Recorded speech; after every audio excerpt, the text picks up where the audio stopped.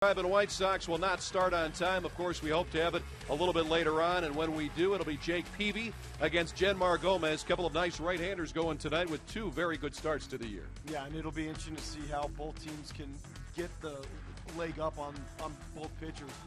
If the Indians can do it, it's going to be fun. All right, we are in a weather delay. Make sure you keep it here on Sports Time Ohio. As soon as we get underway, we'll have it for you right here. But for now, time for another edition of Indians Minor League Magazine.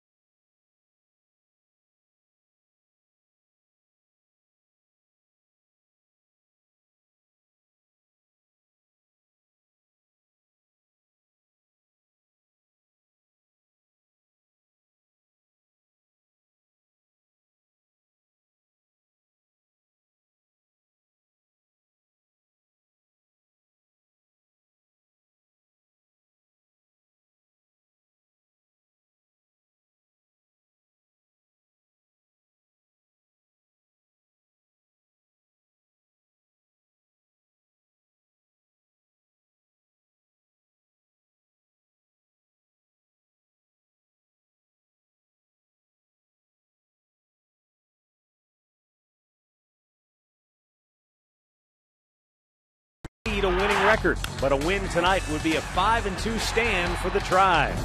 And it will be all about starting pitching. Genmar Gomez has been great, but Jake Peavy has been spectacular for the White Sox. We'll find out who has the upper hand next on Sports Time Ohio. From Progressive Field in downtown Cleveland, Ohio, we wrap up the homestand tonight as the Indians and Sox play the finale of this 4-game series. Hi again, everyone. Matt Underwood alongside Rick Manning. Last night's game was not a good one in terms of executing. I mean, the White Sox were 3 for 15 with runners in scoring position, and they left 10 men on base. And the Indians were 1 for 11 with runners in scoring position, and they stranded 8. But in the end, the White Sox got that one big hit that they needed to win it. Well, you go back to Chicago when Chris Perez got the save, that final game in Chicago. He started doing a little barking right there to Rios, and they have a little history going back. He's had a little success. Well, they meet again last night, and round 2 went to Rios. As Perez throws him a fastball down, he hits a laser shot into the gap that scores Lillibridge, who was pinch running, gets into third. He will score that, give him an insurance run, so the Chicago White Sox go on to win that ball game 5-3. Indians still have a chance to win the series if they can get the victory tonight, and they've got a pretty good pitcher on the hill to do that for them. Genmar Gomez going for the Indians, and he's been dynamite so far this year. What a great surprise this guy has been, because everything seems to be down in the strike zone. He's got a very good slider this year. His changeup's been good. He has been actually, I think, one of the best pitchers the Indians have had from spring training to this day right now. So he's going to be matched up against a tough customer.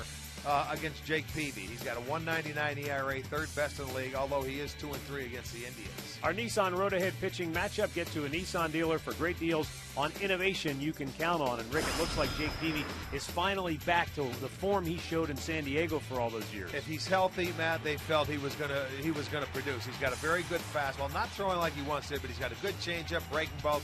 He's a tough customer to go out there and try and crack, but the Indians have beaten him before. He's 2-3 against the Tribe. So the Indians are trying to win their 4th consecutive series with a victory tonight. The White Sox are trying to avoid losing their 5th straight series. We'll be back with all the play-by-play action coming up next.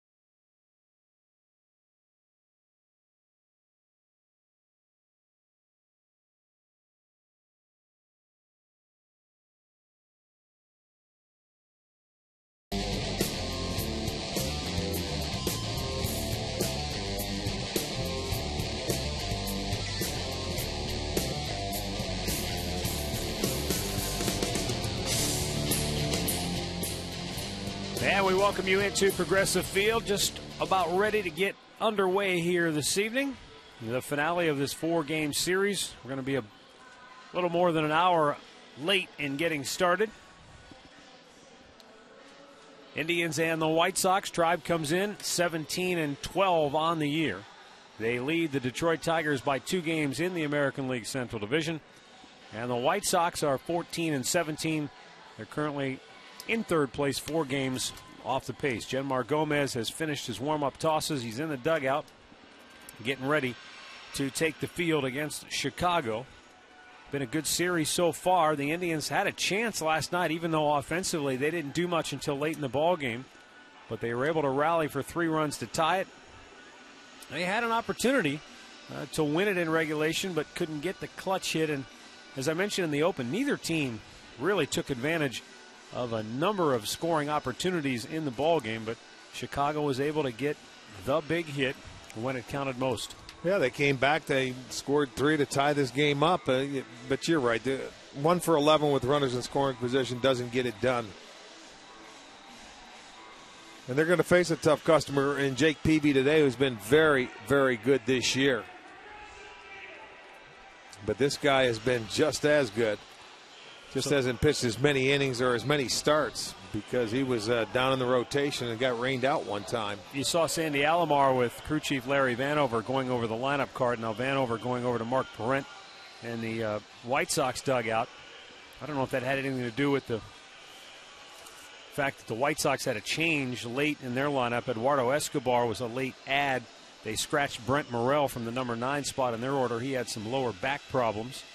The Indians are missing Jack Hanahan from their starting lineup tonight. Jason Donald hitting 9th in his spot. Hanahan bothered by a sore groin. But they expect him. He's listed day-to-day. He might miss a couple of ball games before he's back and ready to go. Johnny Damon looks like he's ready to take the field. They're just waiting on the starting pitcher now, Genmar Gomez. The Indians will be facing Jake Peavy. And both of these starters off to a terrific start this year. Going to be a little cool. Temperature will be in the mid-50s as we approach game time, but a very cool breeze coming right out of the north off the lake. And it's kept it relatively cool all day long here in northeastern Ohio. Indians take the field. And that'll give us a chance to take a look at Robin Ventura's starting lineup tonight. It is brought to you by Kia. Alejandro Diaz is the leadoff man. He's had a good series with 5 hits. Gordon Beckham in the 2-hole, followed by Adam Dunn. Paul Konerko batting cleanup, then A.J. Pierzynski. Alex Rios also with 5 hits in the series. Alexei Ramirez, Diane Viciedo, and Eduardo Escobar. Genmar Gomez on the mound for the Indians tonight, brought to you by MLB.com at Bat 12 for the new iPad. And Gomez, 24 years old. He's making his 5th start and earned the win on Friday night here against the Texas Rangers, where he went 7 innings, pitched well, 8 hits, 3 runs. Got that series started off on the right foot and really has pitched well in this ballpark. In his career, he's 2-0 against the White Sox. So this guy has really had a very good sinker. His slider has been amazing this year, and he also has a very good changeup. Take a look at the Indians' defense, brought to you by Pat O'Brien Chevrolet, saluting the men and women defending our country and watching on the Armed Forces Network. Damon, Brantley, and Chu in the outfield. It'll be Donald, Cabrera, Kipnis, and Kochman on the infield with Santana behind the plate.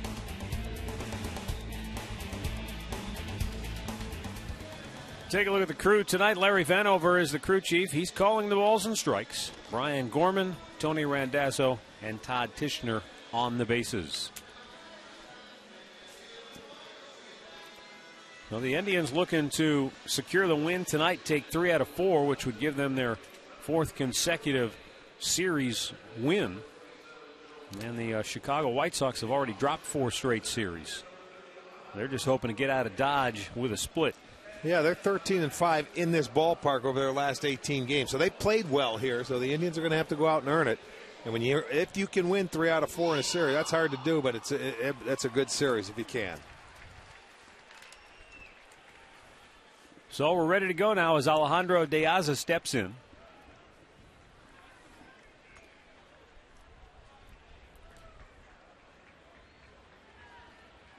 Genmar Gomez the line, and we are underway with the first pitch strike.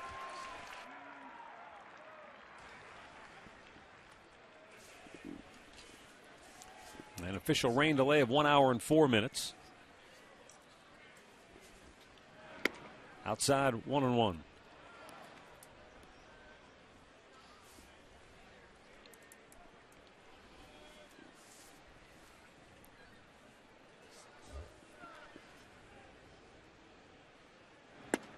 Missed a little bit inside, 2-1. 56 degrees, officially our game time temperature.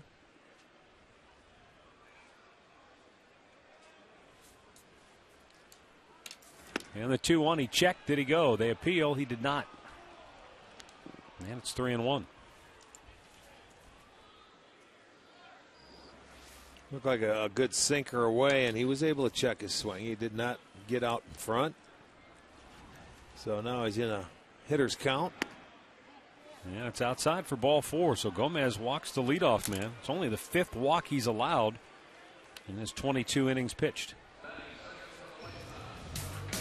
Injury report brought to you by Elk & Elk, serious lawyers for serious injuries. Call 1-800-ELK-OHIO. Brent Morrell, day-to-day now with a little lower back issue. Jesse Crane has been throwing for the White Sox. They hope to get him back soon.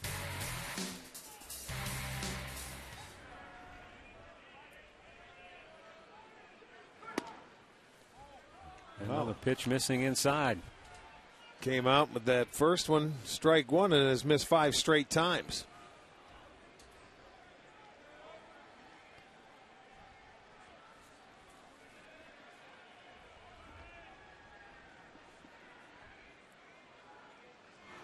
Checked his swing, didn't mean to. Kochman goes to second. They get the lead runner, De Aza, one away. Beckham down at first on the excuse me fielder's choice. Boy, you hate that as a hitter. You know, you check your swing, please go foul. It's almost like you're giving that bat away there. And they do get the lead runner. Kochman heads up, throws it to Cabrera to get the first out. Adam Dunn, just 1 for 8 in the series.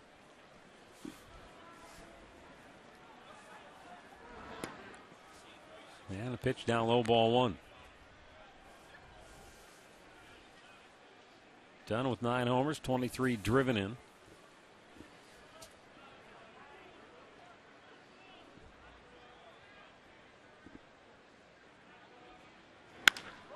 That is hit a ton. Deep right and way out of here.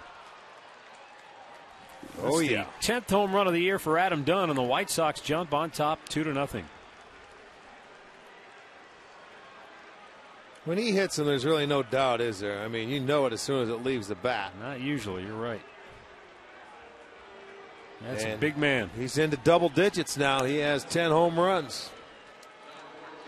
So Chicago strikes first. This ball is going to be up in the zone. Take a look at it. It looks like a slider. 86 miles an hour, middle of the plate. And hanging sliders go a long way.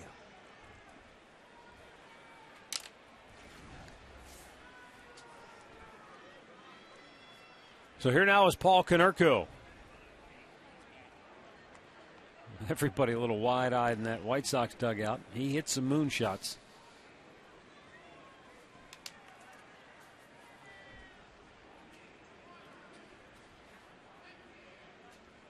The White Sox really feel like if Adam Dunn can continue the kind of start he's had to this year, and if Alex Rios can give them some productivity, that's going to go a long way to help their club all season long. Because a year ago, those two were MIA. Oh, what a diving stop by Kochman. Wow. He'll go to the bag himself for out number 2. Looked like the ball was by him, and somehow Kochman kept it from getting to the outfield grass with a terrific diving stop. That's a big league play right here. This is going to be our McDonald's. I'm loving it. Doesn't get any better than that. You're right. The ball was by him. I mean, watch the hop. It's got top spin on it, and it takes off. Boy, and he stabs it, gets up, and runs to first base. That is a very good play there by Casey Kochman. 2 down now for A.J. Pierzynski, and it's ball 1 outside.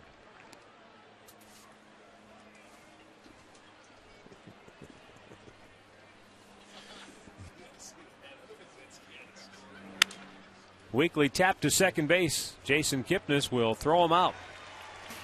But Adam Dunn launches a 2-run dinger, and the Sox have a 2-0 lead. Indians coming to bat.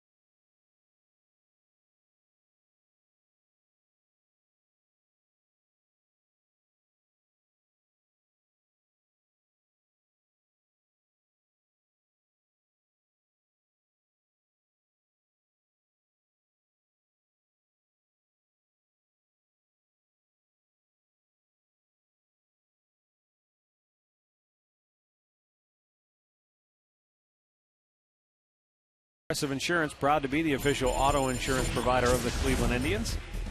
Johnny Damon, Jason Kipnis, and Asdrubal Cabrera at the top. Then it's Hafner, Santana, and Chu in the middle. Brantley, Kochman, and Jason Donald batting ninth. 30-year-old Jake Peavy makes his 7th start this year. He owns a 1.38 ERA over his last 4 starts. And he has pitched 6 innings in at least 6 in every start, and at least 7 in his last 4. So this guy's been a workhorse. Good fastball. He's got 39 strikeouts in his 45 1/3 innings.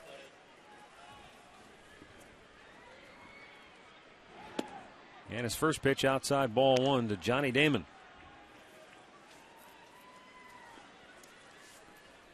Damon 1 for 9 in the series. Popped him up. Foul ground, Konerko. 1 away. Let's take a look at the White Sox Home Depot defense this evening. It's Viciedo in left, De Asa in center, and Rios is in right. Escobar at third, Ramirez at short, Beckham at second, Konerko at first, Brzezinski behind the plate. More savings, more doing. That's the power of Home Depot.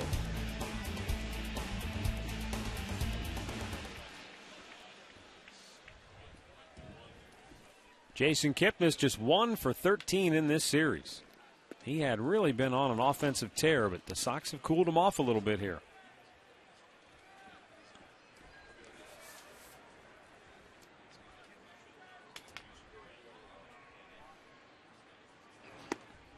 Missed outside, 1-1. Jacob Edward Peavy, born and reared and still makes his home in Alabama. 15th round pick of the Padres back in 1999. Kipnis pops it straight up. And Alexei Ramirez had it snow cone a little bit, but he hangs on. 2 down. Our league leaders brought to you by your Cleveland Akron area Lexus dealers. Jake Peavy behind only Jared Weaver and Felix Hernandez in ERA. Pretty good company right there. Jake Peavy began last year and finished last year on the disabled list. No, he's never really been healthy since he's been in Chicago. No, remember he had the surgery, the torn. He detached his lat muscle. Right. On the right side and started the year on the DL. Then he pitched well. He made 18 starts, 111 innings, most since 2008. But then he ended the year on the DL basically just, they called it a tired arm. Ran out of gas. Quick first inning for Peavy. The Indians go 1-2-3.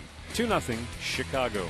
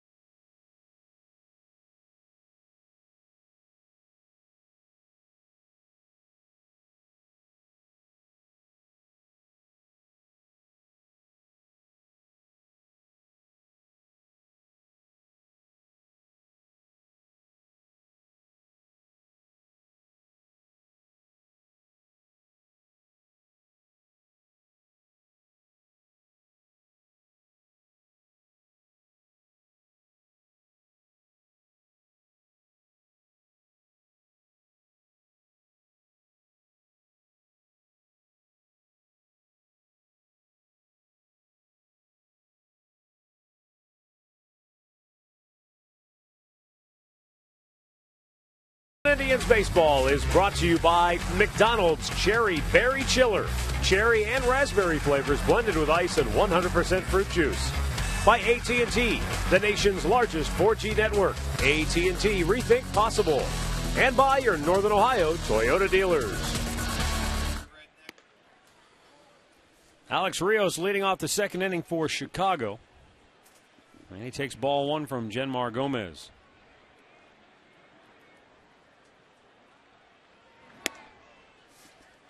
Two and 0.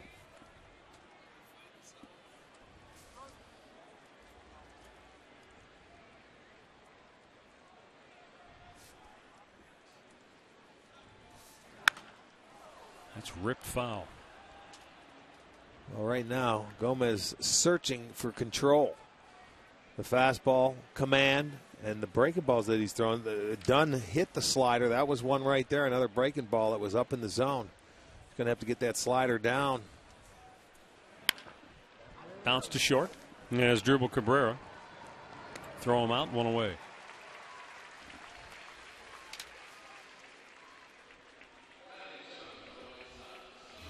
Our trivia question is brought to you by AT&T. 3 players in White Sox histories have won the MVP. And if you can name all 3, pat yourself on the back. We'll have an answer coming up later on. Ramirez takes a strike. Alexi Ramirez 2 for 13 in this series. His batting average has dropped to $192.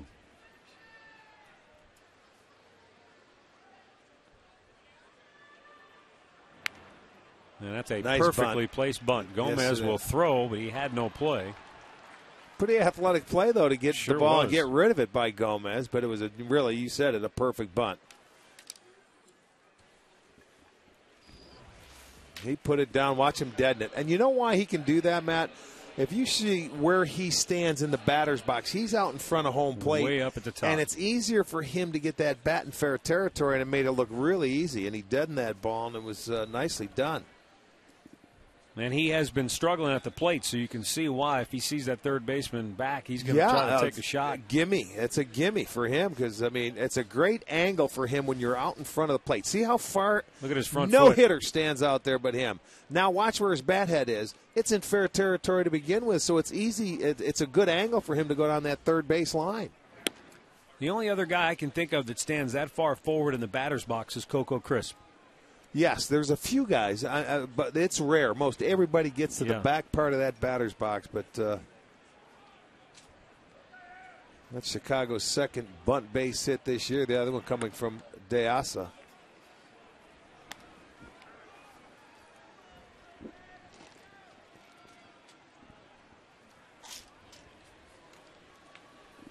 Diane Viciedo 1 for 7 in the series with 1 on 1 out here in the second.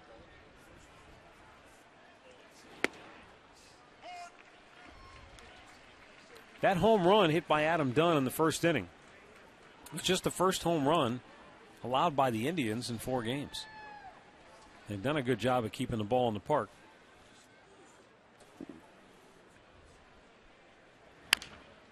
Gomez will try to turn 2. Gets 1 there. Cabrera's return in plenty of time, and that'll end the inning. We'll head to the bottom of the second. It's the White Sox 2 and the Indians nothing.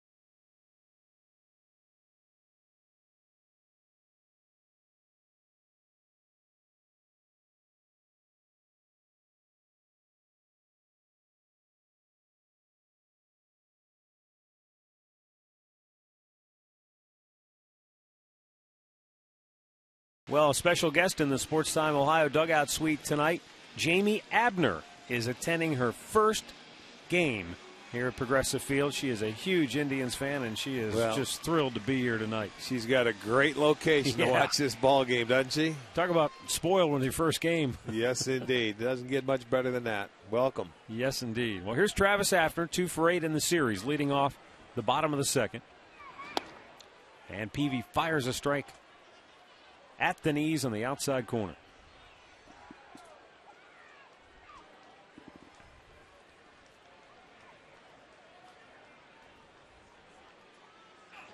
Hafner with a line drive single into right field. First hit of the night for the Indians, and their leadoff man is aboard here in the second. Well, let's check in with Katie Witham tonight and see what she's found out about the Tribe's approach to Jake Peavy tonight. Yeah, Matt, this is the third series with the White Sox, but the first time the Indians have faced Jake Peavy today. He's an aggressive guy, 3 to 4 quality pitches, but he's a short armor, so that can be a little deceptive sometimes. Their game plan coming into this, they want to shorten their stick up, get that front foot down early, but really just keep it simple. Pretty good approach against a guy like Peavy. You almost want to think opposite field first, don't you? Well, yeah, he likes to throw his fastball up in the zone, too, at times. You got to make sure he gets it down in the hitting area. But as you say, a short armor, sometimes it's tough to pick it up, and that ball's on you before you know it. Doesn't throw as hard as he used to. But you should get a fastball to hit in every at-bat, which is good. Yeah, but there's a reason why he's got over 100 career Major League victories, as you pointed out. Might not light up the radar gun, but that deception is all he needs.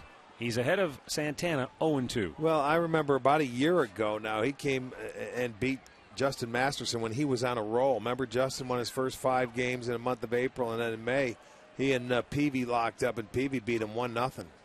And Masterson had a complete game, but all for naught.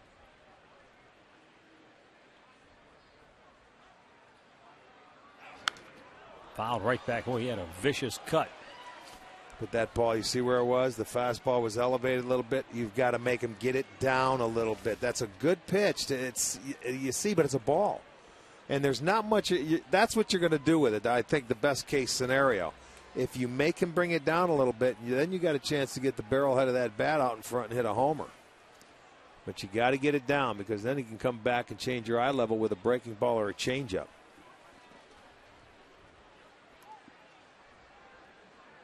With Hafner at first, Santana awaits a pitch, looking at an off-speed delivery here. Down in the dirt.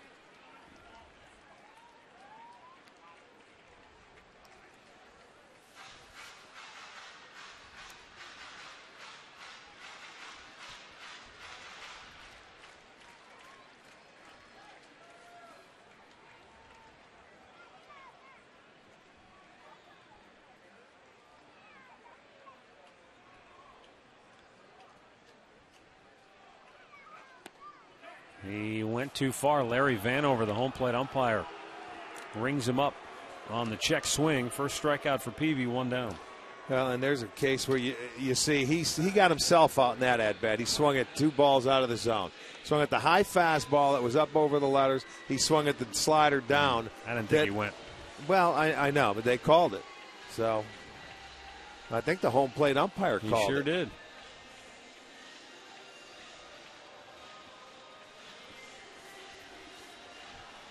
Shin-Soo Choo, 2 for 7 in the series.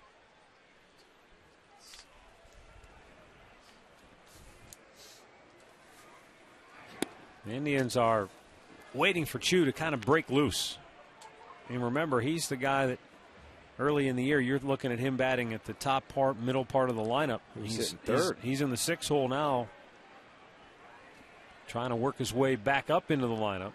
Well, going into spring training, too, everybody says Choo is good. He's okay. He had his off year. He's going to hit 300, hit his 20, steal 20. Well, he's got a ways to go. He's got a lot of work to do. But there's a good swing there and gets a base hit.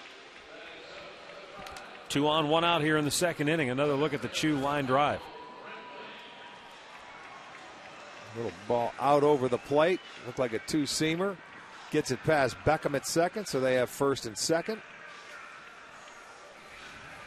He's going to bring up Michael Brantley. I mentioned the fact that Peavy, 2 stints on the DL last year. The White Sox starting rotation is a little bit in flux right now because of the maneuvering of Chris Sale to the bullpen. He made his first appearance as the new White Sox closer last night and couldn't hold the lead in that 8th inning. And now today they've announced that he will undergo an MRI. And should they need a closer today, it will be Addison Reed. Well, that'd be fine. The kid's gone out 13 consecutive games and is not allowed to run, so that's not going to hurt him. I think the concern is that the MRI for one of their top starters. He was their second starter behind Peavy. They said nothing happened last night in his appearance. They just want to get it checked out? Yeah, they just want to get a look.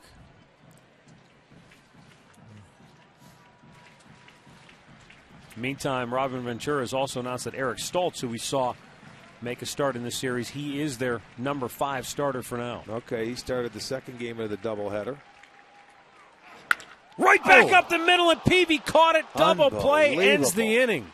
Or it caught him. I'm not sure which. He had to pull it out of his chest. He stayed right there with it. Michael Brantley with a line shot right back at Peavy, and somehow he caught it.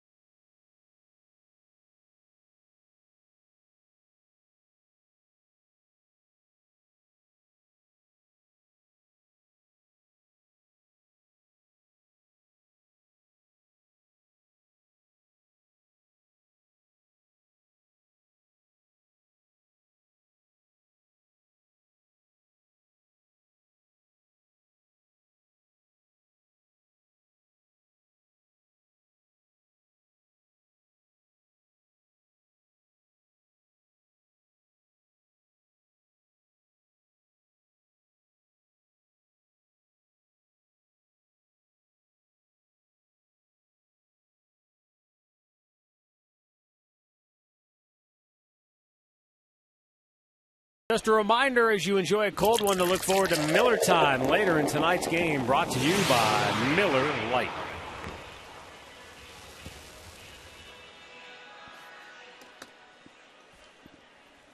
White Sox with a 2-0 lead as we go to the 3rd inning. Eduardo Escobar, batting 9th, will lead off. Pop back to the screen.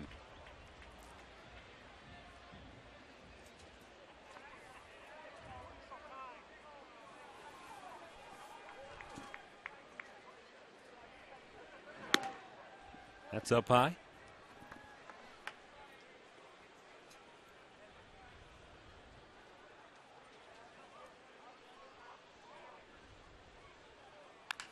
Weekly tap towards first. Casey Kochman will take it himself. 1 down. Well, Michael Brantley's had some tough luck. He's hit some balls right on the barrel, like last night. Boom, double play. Yeah, that was a bullet. Look, that's frustrating right there. Now, how do you think he feels now? Another ball. You can't hit it any harder, and it goes right into Peavy's gut. And look at now, it's a smile. Now you can't believe it. I'll tell you what, if another one happens like that tonight, he's going to snap.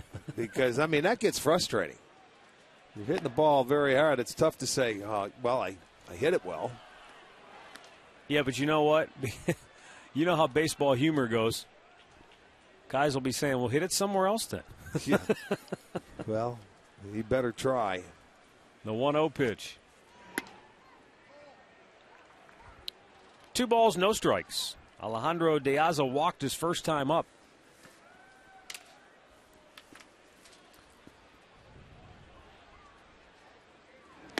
And he swung at ball 3.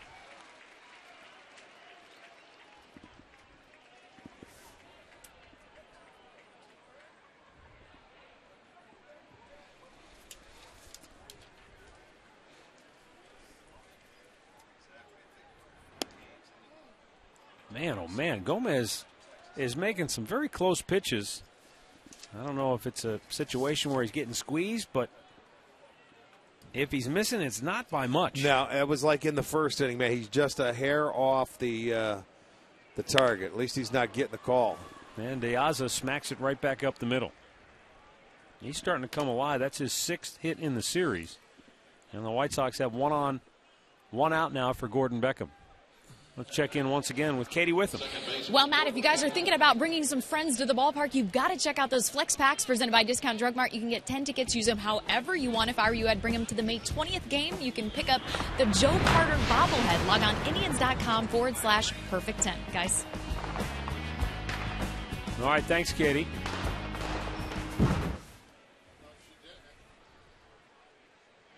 Gordon Beckham taps one to short. Cabrera, the flip to Kipnis, on to first. Double play. Boy, that was nicely done by Cabrera, who had to charge and then sort of an underhanded backward flip, and Kipnis threw a laser to Kochman to end the inning.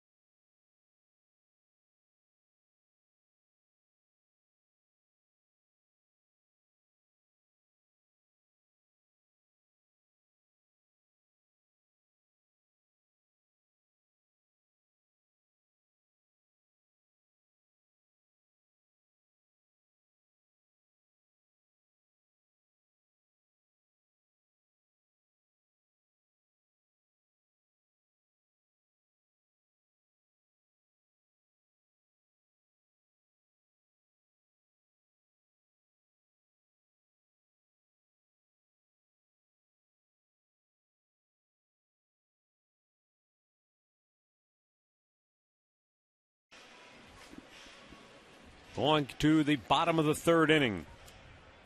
The number 8 hitter, Casey Kochman, will lead off for the Tribe.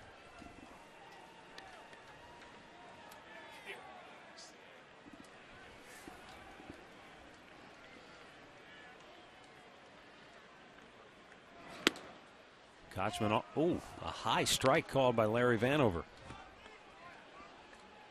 Casey, you see that jersey already dirtied up. Made a terrific diving stop in the 1st inning of this game.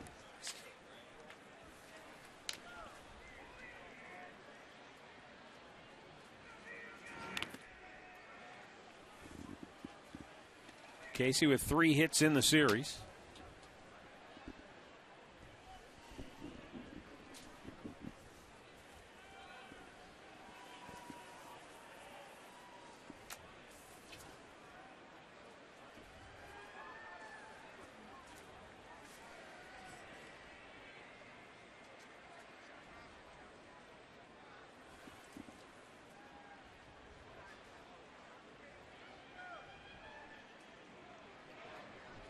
Now he and Pierzynski trying to get on the same page. Throw a fastball. That's what he decides to do, and it's up high.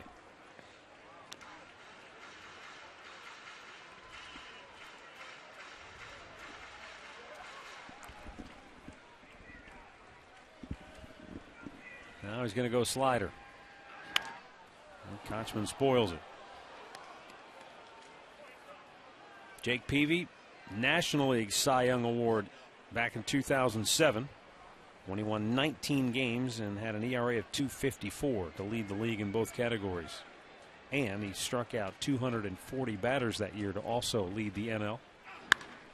Kochman rips it foul.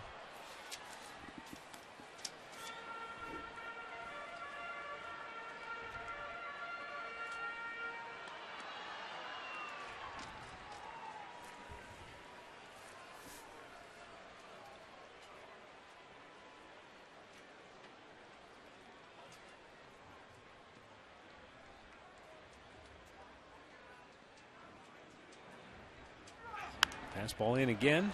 Pop back out of play. Send out some birthday wishes today. Ed Roach of Wesley Chapel, Florida is turning 76 today. Happy birthday, Ed.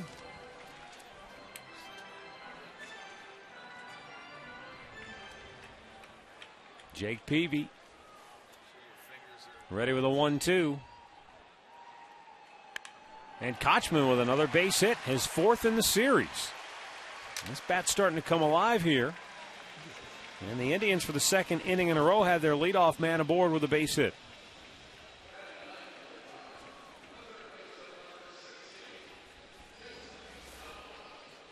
Looked like a slider that Peavy was able to just reach out and pull it. Yeah, he kept his hands back. That enabled him to hit that ball into right field. He was fooled by it. His body was out in front, but the hands were back. So that enabled him. Look at that. Peavy's a little upset. He knows he made a good pitch. Kochman had a better job, a better swing. Now Jason Donald. Donald 0 for 3 in the series. Just 7 for 41 so far on the year at the plate. He's getting a start for Jack Hanahan, who's been bothered by a sore groin and will probably miss a couple of games.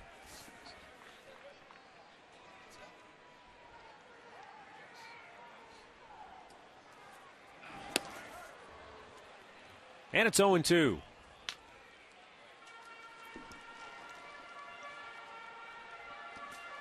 The White Sox really feel like with Peavy on the mound, and if he's healthy and he stays in the rotation all season long, he's just going to be a tremendous influence on a lot of the young pitchers that they have on this team and on this staff. I mean, he's a great leader regardless, but as we all know, in baseball, if you're not playing, if you're not active, it's hard to be that guy. You lead by example. You got to go out there every 5th day and show these guys exactly what you can and why you've been around and been as successful as you've been. And it sort of rubs off. And Donald strikes out. 2nd strikeout for Peavy, 1 down here in the 3rd.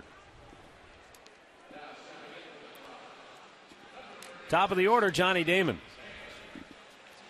Damon fouled out his first trip to the plate.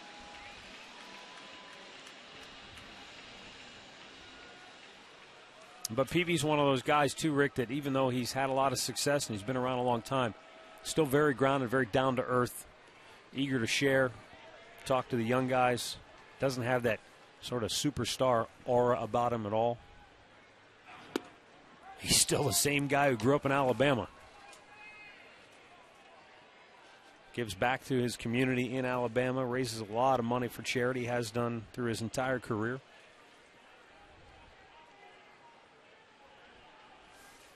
Kochman takes his lead at first, held by Konerko. The 0-1 to Damon. And another strike over the outside corner. It's 0-2.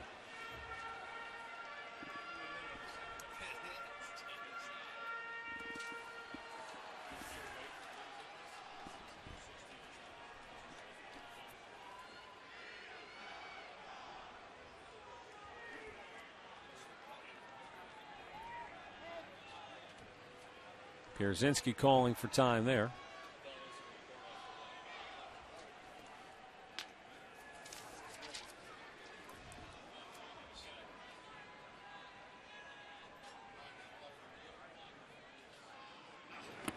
Almost looks like A.J. Pierzynski used a highlighter to color his fingernails tonight. Maybe they sell nail polish in that color he's sporting. I don't know, but he's got the highlight yellow so Peavy can see the signs. He's putting them down. You know, that's funny because that goes on clear, believe it or not. And then at night it glows. Now you're making stuff No, up. no, I know that because we did that one time to Woody Hell down in fantasy camp. We told him we had to put it on during the day because it was clear because he had some fingernail problems. He was walking around at night and they were glowing in the dark while he was holding his scotch. Damon frozen by an off-speed pitch right over the outside corner. That was good four-seam fastball, third strikeout.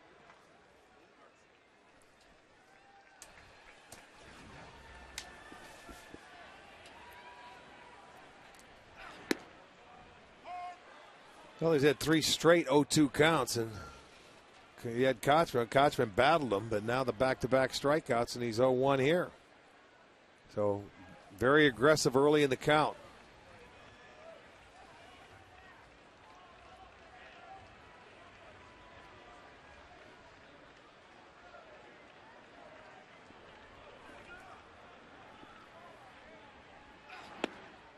A little bit outside.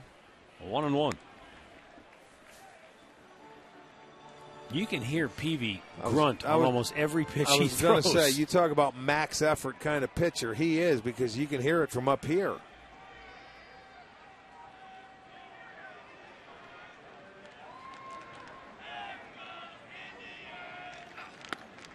That's down low, and you can hear that. You know, and Lenny Barker was like that, wasn't he? And sometimes, yes, and you wonder, like, you know, when you're max effort like that, it doesn't surprise that you get hurt every now and then because everything is maxed out. He's listed at 6'1", and that might even be generous.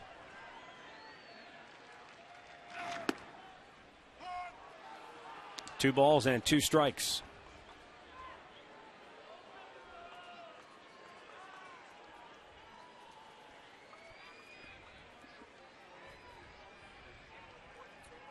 Kochman will let off the inning with a single, still at first.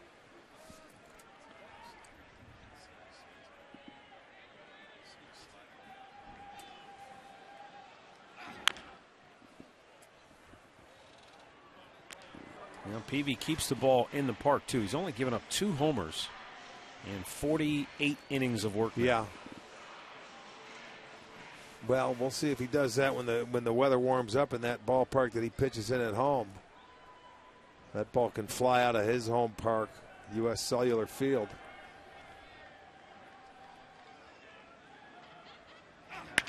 Kipnis with a bouncer right at the second baseman, Beckham. And again, the Indians get the leadoff man aboard, but can't do anything with it.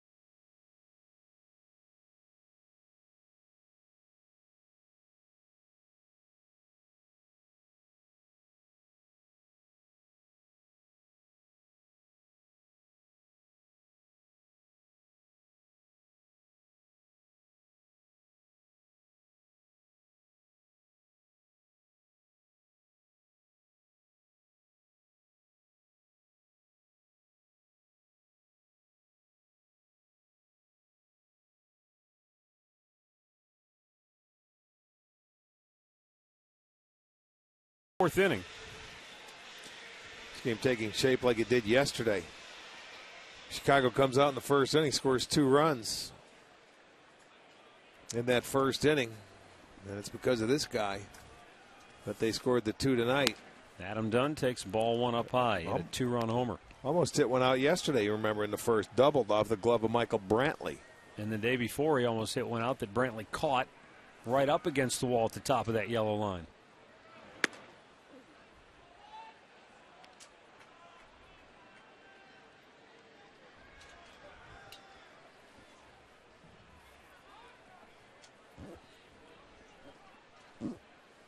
The 2-0, a little bit outside. Our stat of the game brought to you by your Northern Ohio GMC dealers. Adam Dunn has whiffed in 35 straight. Wow, that's a long time to go. Yes, it is. But they don't care if he mixes in a home run every game or he hit 10. Leadoff walk. He's aboard to start the 4th. It's going to bring up Paul Konerko.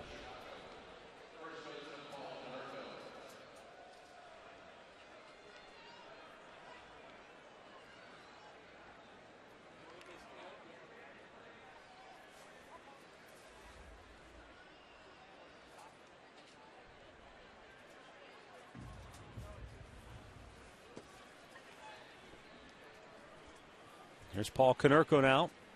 Swing and a miss. That was a good slider there. Getting a good hitter to chase it out of the zone. And that's normally where he has thrown his slider this year. Down and away, off the knees on the outside edge.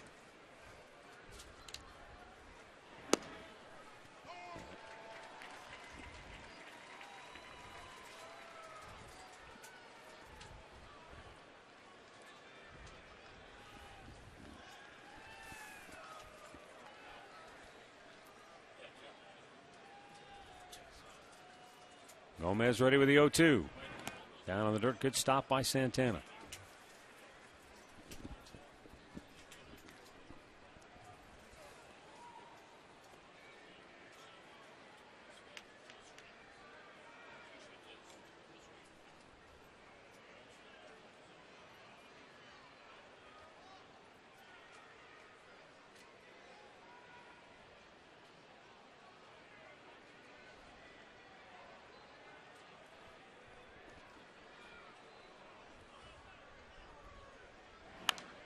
Out on play. It remains a ball and 2 strikes.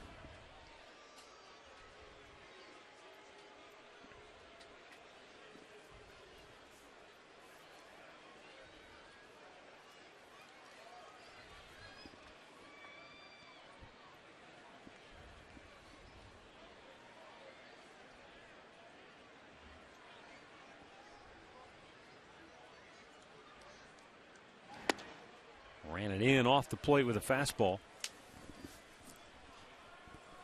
And now Konerko has the count at 2-2.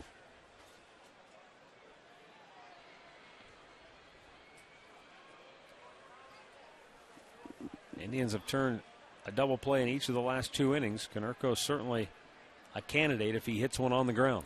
They had a string a week ago where they turned it in 6 straight games, double plays. They've been doing a pretty good job. They've turned 35 on the year.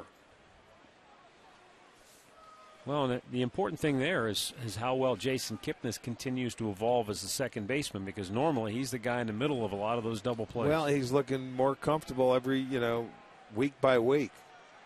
Seems like it's starting to slow down for him a little bit. Now a full count for Konerko. Gomez not been able to get him to chase here. A.J. Pierzynski waits on deck. Well, I figure you have to start him here, stay out of the double play, because you feel Konerko's going to put it in play, even though Dunn can't run. And he lines one into the gap in right center. Brantley cuts it off. Dunn will go to third. And the White Sox have him at the corners with nobody out.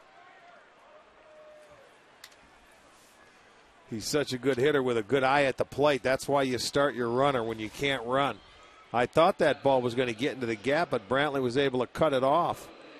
So that enables you. Watch Dunn. He has to stop right before he gets to second base to take a peek. He should have known probably before that pitch was made where the outfielders were, and he could have continued over. He wouldn't have made it home anyway because Brantley cut it off. So A.J. Pierzynski with runners at the corners and nobody out. An RBI opportunity here. He has 20 on the year. Adam Dunn leads the White Sox with 25 now. And it's ball one up high.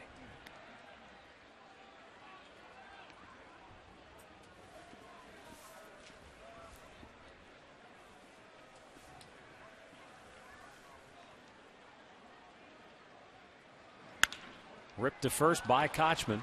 3-0 Chicago. Konerko stops at second. So the first three all reach here in the fourth against Gomez.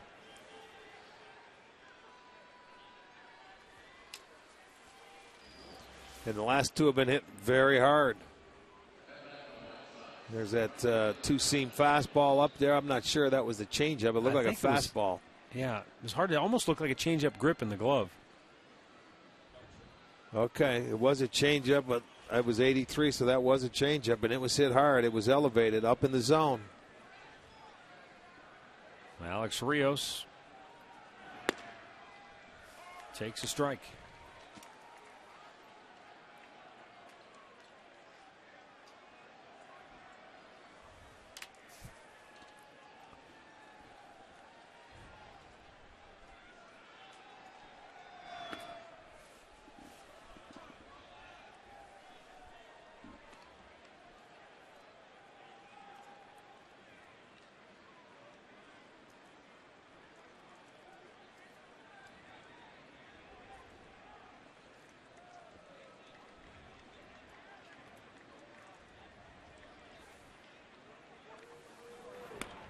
Low and away, 2 balls and a strike.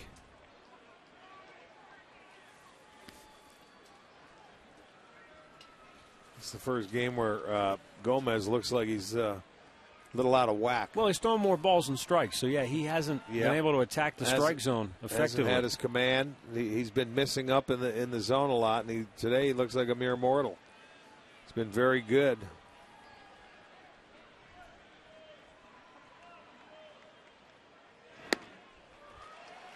That'll even the count at 2-2.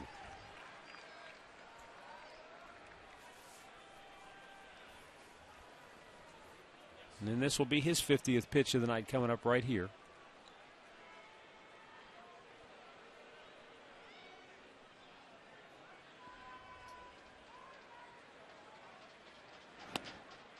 Off the glove of Santana, but the runners hold. And now a full count.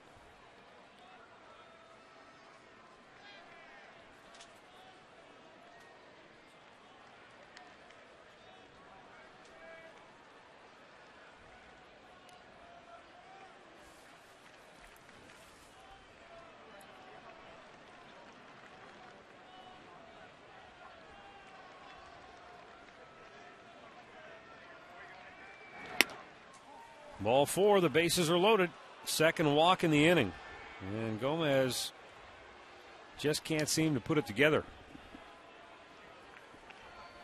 All 4 White Sox hitters who have come to the plate here in the inning have reached. And now Alexi Ramirez, who dropped down a bunt single his first time up, will be the hitter.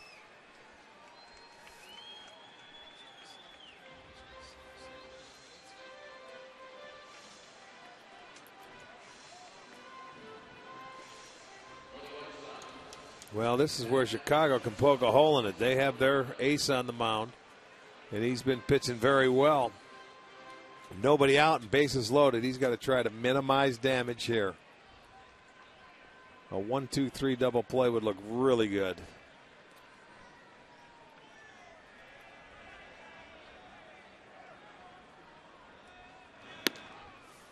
You know, Alexi Ramirez is about as far up in the batter's box as you can get. If he were to stride forward, his front foot would be out of the box. He's got to just pick it up and put it straight down almost. Checks. Did he go? No. 1-1.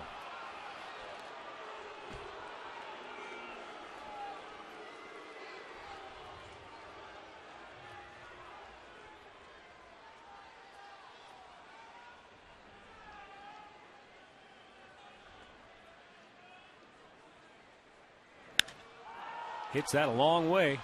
Deep to left. Damon is back on the track. Leaps up, can't make the catch. Coming home is Konerko. Pierzynski stops at third. And it's a long RBI single for Alexi Ramirez. And it's 4-0 Chicago.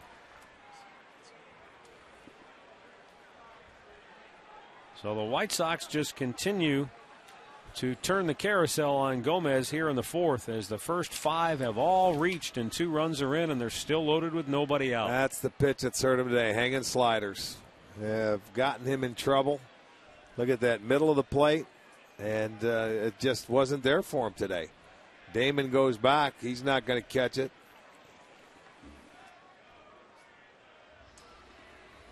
So they can only move up 1 base. It's a 4-0 ball game. They have 6 hits now, still bases loaded, nobody out. And, they're hoping he can right the ship, or you're going to have to go into that bullpen and bring somebody out that's going to have to eat some innings for you. Dian Viciedo, who hit into a double play his first time up, will be the batter. He hit one right back to Gomez. That's what he needs badly. He talked about it earlier. He needs a comebacker.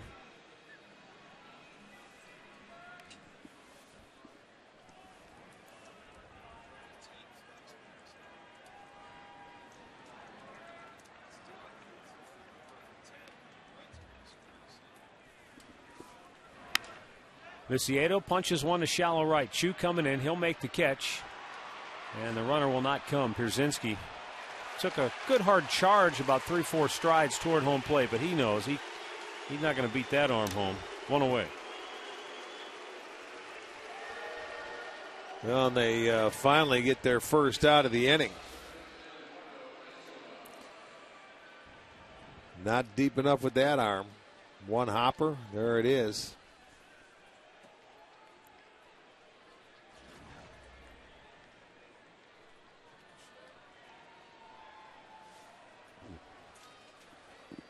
Eduardo Escobar grounded out to first base last inning.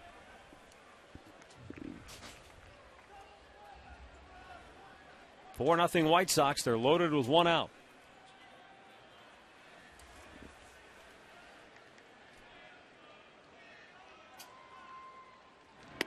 Way outside. 2-0.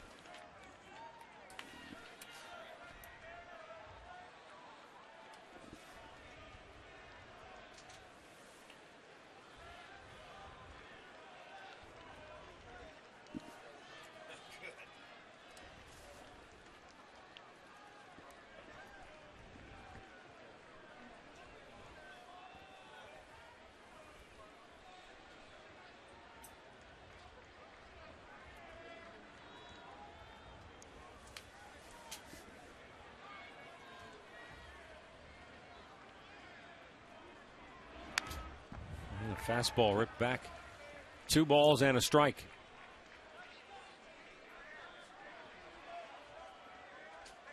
Pierzynski with an RBI single in the inning. He's at third. Rios walked. And Ramirez has driven in the other run.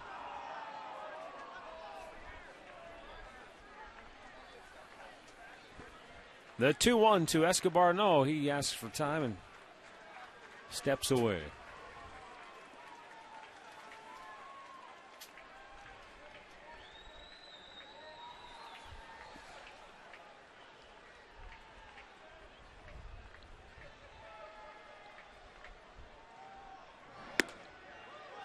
There's a called strike to even it up.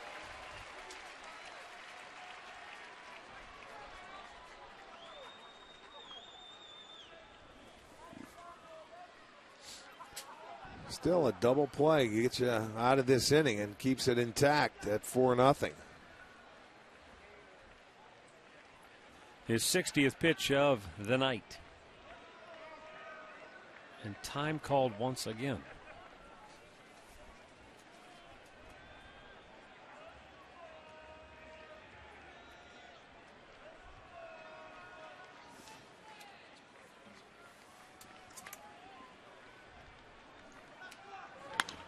Base hit into right field.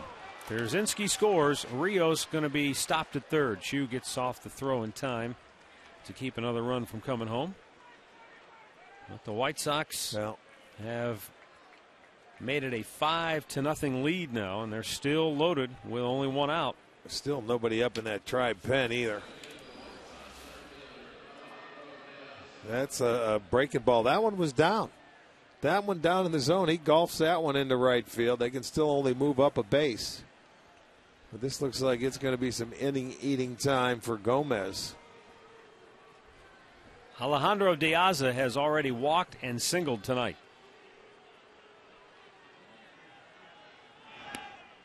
And a pitch down low, ball one.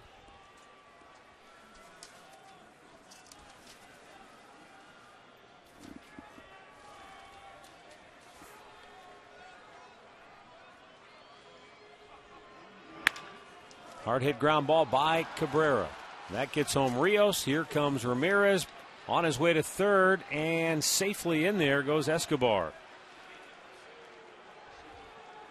It's a big inning for Chicago as they get two more. And it's a 5-run fourth, and they lead it 7-0. That kid, he kills us, doesn't he? Alejandro De Aza, man, he finds a way. He sees a Tribe uniform, and his eyes light up. That ball smacks past Cabrera. Two will score. Then on the throw to third base, you see Brantley double clutch, then went to third. That enables everybody to move up another base. Couldn't get him at third, and then De Aza just followed him to second base, so that takes the double play away. And they're in for a huge inning.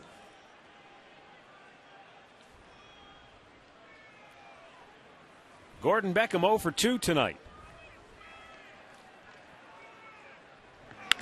And he hits a line drive to left. Damon racing in, dives, makes the catch, but tagging and coming home to score is Escobar.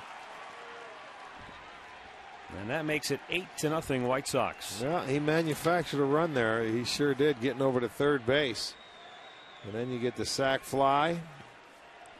Damon makes a nice catch, but no way he's going to get him. And I'll tell you, I watched Escobar. He was late getting back, tagging up, but he didn't think he was going to catch it. But he was able to get back, tag up, and score. It's a 6-run inning. It's 8-0 now, Sox. And, their biggest inning of the year, this is the second time they've scored over 5 runs. The other one came April 11th here. It was the 6th inning. And that's when A.J. Pierzynski had a 3-run homer in that inning. So their 2 5-run innings on the year have been at the expense of the Indians. Adam Dunn led off this inning with a walk. And both in this ballpark, too.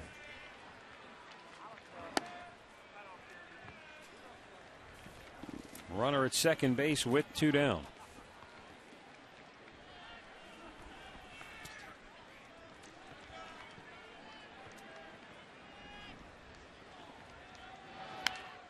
Fouled back, and now we get rain falling. If you're the Indians, you're hoping for a gully washer now. I think it's a little too late for that.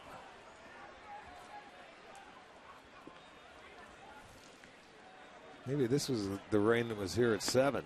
Swing and a miss. Dunn strikes out. He keeps his streak alive. But the White Sox have streaked their way out to an 8-0 lead.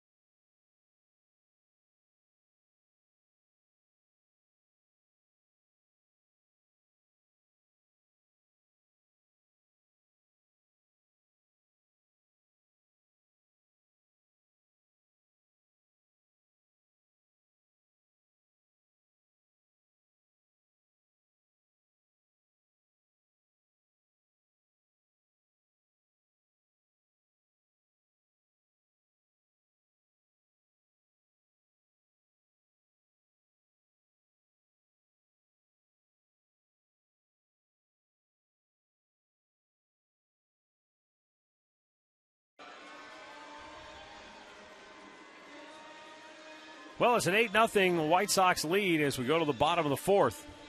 Good news for the Indians. They still have plenty of time. The bad news is Jake Peavy looks like he's in pretty good shape tonight. I mean, he's throwing a lot of strikes, a lot of fast pitch strikes. He's attacking the zone. I mean, he's 42 pitches, 30 have been strikes. So he's not going to allow them to get back in the game. No. They're going to have to do it themselves. Going to have to hit your way on. He's not going to give you any free passes. He's going to continue to pitch his game. That's been fastballs and sliders. Jake Peavy's pitched almost 50 innings this year, and he's walked 6 guys.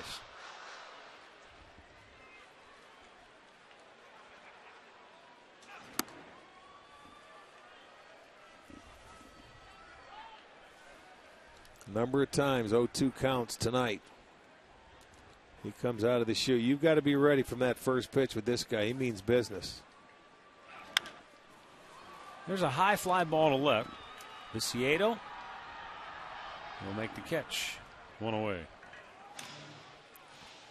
Bring all your friends to Progressive Field this year with the Indians Flex Packs. It's presented by Discount Drug Mart. Bring a group of 10 out for the second fireworks show of the season. That'll take place May 18th. Or one friend to collect all 5 of our bobbleheads. Log on to Indians.com.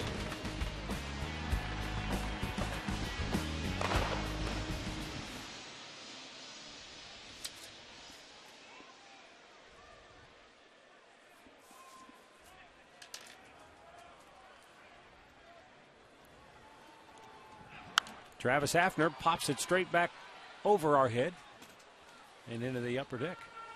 Don't see many go over our head here. No, you do not. That's for sure. I was looking at saying if that comes straight down, it's got a chance to get in, and that's a rarity.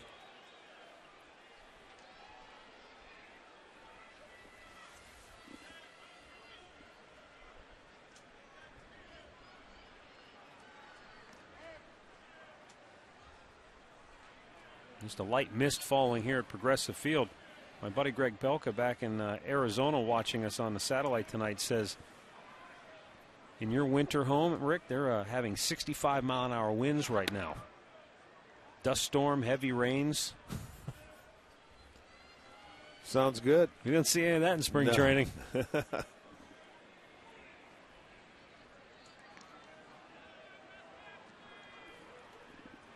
Hafner, a line drive single to right field his first time up. Takes a slider for a strike. 1-2 the count.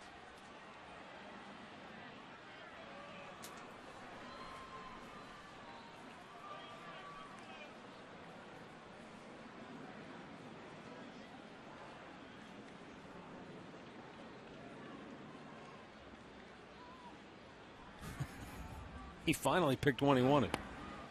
And it's downstairs. 2-2.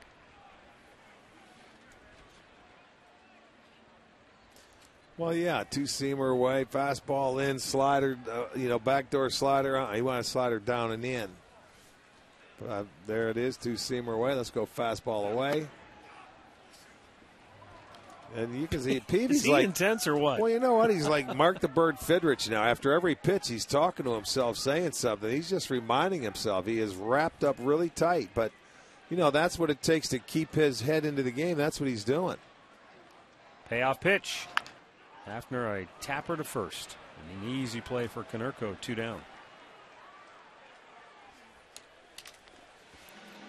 Take a look at our University Hospitals minor league update. Well, David Huff went 7 innings. That's a complete game. 4 hits, walked 1, 5 strikeouts. Part of a doubleheader, which is why the 7 innings constitutes a complete game. Yeah, it's still amazing. They still play 7-inning doubleheaders down there in the minor leagues. They sure do.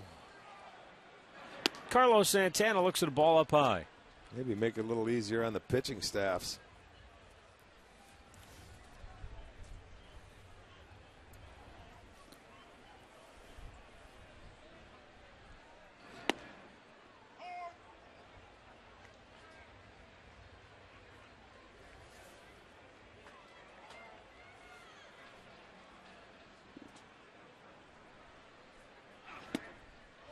A little bit inside, 2-1 to count.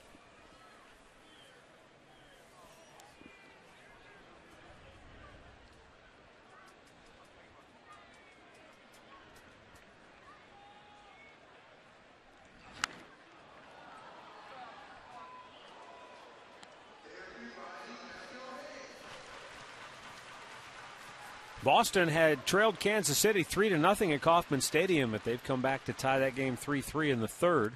Indians are heading to Boston after tonight's ball game. A 4-game series with the Red Sox will begin tomorrow night at Fenway. Here's the 2-2. Santana with a liner to left. And Viciedo made the catch. 1-2-3 go the Indians. We go to the fifth. 8-0 Chicago.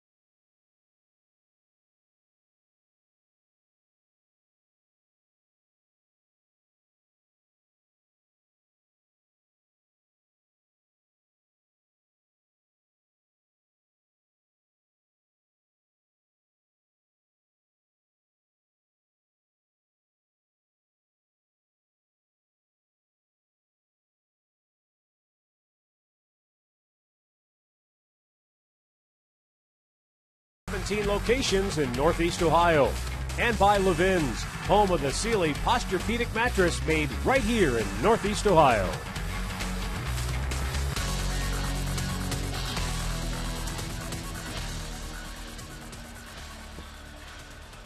There's a fan from Chardon taking in the ball game here tonight. 8-0 White Sox. So we go to the fifth inning. Paul Konerko, A.J. Pierzynski, and Alex Rios. They'll be the batters for the White Sox. Konerko 1 for 2. He singled and scored in the fourth. Sends a fly ball to right. Chu on the move. 1 pitch, 1 out. All right, our highlight reel tonight brought to you by your Northeast Ohio Ford dealers. And what we're highlighting is the poor location for Gomez tonight on a number of balls that have been hit. Yeah, it's been a bad real estate night for Genmar. All the location has been up in the strike zone, and they've been hit hard and hit often. And that's the first time that's happened to him this year. So it's just been one of those nights, man. He hasn't been able to get the ball down. And when you give up a 6-run inning, and you see that they didn't even have anybody warming up in that bullpen in that 6-run inning, so his job is to eat some innings tonight. Save that bullpen before we go to Fenway Park for the 4-game series starting tomorrow. He's made 70 pitches so far on the night, 1 out here in the fifth.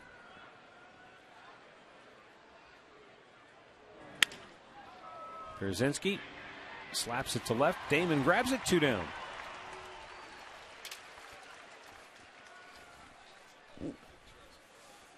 Hey, Tribe fans, here's something you might be interested in. Phil Niekro will be appearing at the Wahoo Club Brunch at the club at Key Center Saturday, May 19th at 10:30 a.m. Indians will play the Marlins that day at 4. You can log on to wahooClub.com to buy tickets or to get additional information. Should be an interesting afternoon to listen to Phil Niekro talk about the old stories. Nuxie? Nuxie, I'll guarantee he's got some great stories. Be a treat. You have the time, go see him. Long run for Brantley. Makes the catch. Oh, that's a terrific play by Michael. He had to go a long way to run down that fly ball off the bat of Rios, but the Sox go 1-2-3.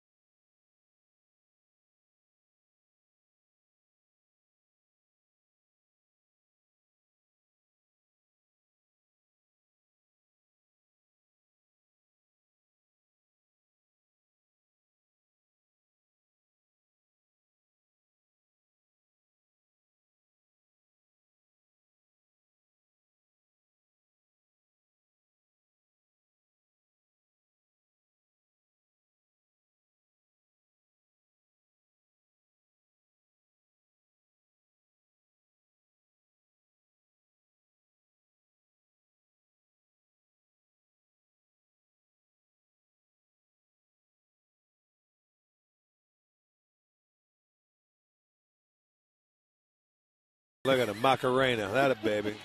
Tex. He's got the 10-gallon hat on. Oh, boy. Well, he's got to do something to get him keep himself entertained. That's what an hour delay will do for you. Yeah. Rough one for Tribe fans so far here tonight. 8-0, all White Sox. Shin-Soo Choo, Michael Brantley, Casey Kochman coming up for the Tribe here in the fifth. Choo with a leadoff single his first time up.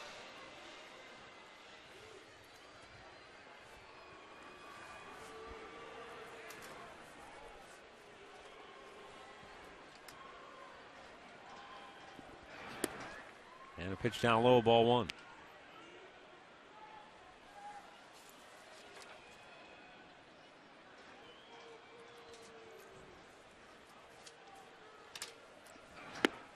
Swung out and missed.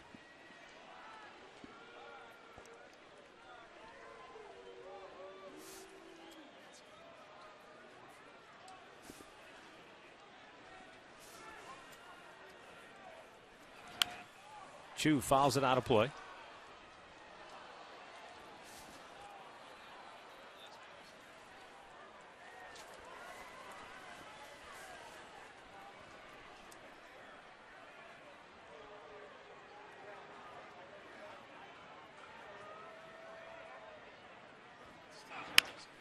And a hard ground ball, but right on the ground for Beckham.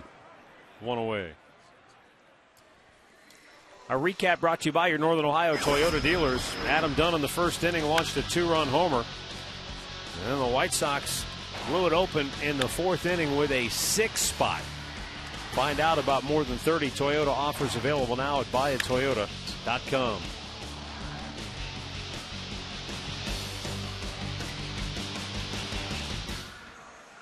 We'll see if Michael Brantley can maybe hit one soft or break a bat and see if he can find himself a hit.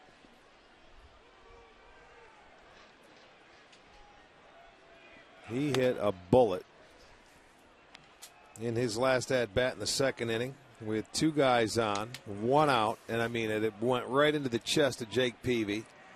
He hung on to it, or it stuck to his body, and he was able to throw to first base and get the double play. I mean, you can't hit a ball any harder, and Peavy just took it right there. Watch to the left side. I don't know if it hit his arm, hit him in the gut. I heard it, and he gets the double play. And all Michael could do was sort of just smirk. He looked at it in disbelief. especially after that's happened to him 2 nights in a row. I mean, last night in the 8th inning with Tribe coming back, making a big inning, and he hit a bullet right to first, and Konerko turned that into an inning-ending double play. Well, you just got to stay into your moment like he has, because he has been swinging the bat very well. You don't want to try and do more than what you've been doing, because actually, and I mean, it's hard to do when you're a hitter, because you want to see success and you want hits. But just continue what you've been doing, young man. And Brantley is rung up. He thought it was high, but Larry Vanover says, nope, that's the 4th strikeout for Jake Peavy. Let's go back to the Hyundai Studios right now for an in-game update with Al Pawlowski. Hey, Matt, let's head to Kansas City, where the Royals were up 3-0, but here in the top of the 3rd, Adrian Gonzalez with the bases loaded and 2 outs delivers with his double, scores all 3. That's off of Bruce Chen. Game tied at 3. They're in the 4th inning now at Kauffman Stadium. Matt, back to you. All right, thanks, Al. Casey Kochman pops it up. A.J. Pierzynski back to the screen. Can't get there. Hit off the screen.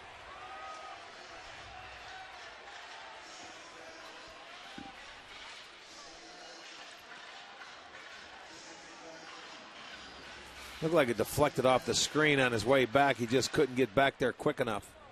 And watch, it's going to hit the screen and then come back to him. Yeah, see it deflect off. He couldn't have got there.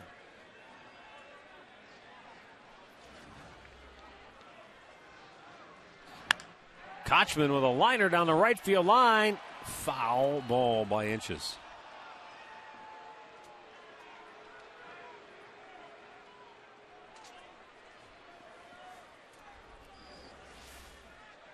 Well, he got out in front on that one, and you could see that ball hook a little bit. Just enough to get fouled by about a foot.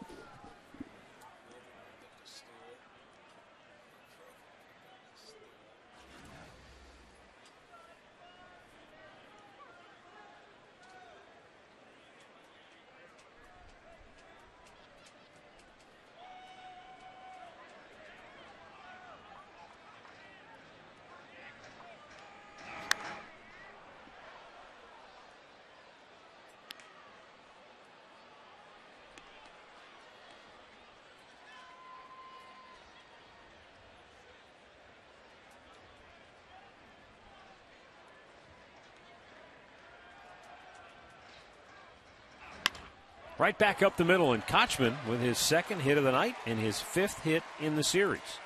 Looked like Pierzynski wanted that ball a little higher in the strike zone, and he didn't get it up there, and Kochman ropes it up the middle, so he had a base hit to right. Now he's going to take this one right back up the middle. Look where the glove is. He wants it above the belt. It's not. And you see what happens. Boom, right back up. Into the middle. So Kochman's 2 for 2. The Indians with 4 hits. All singles.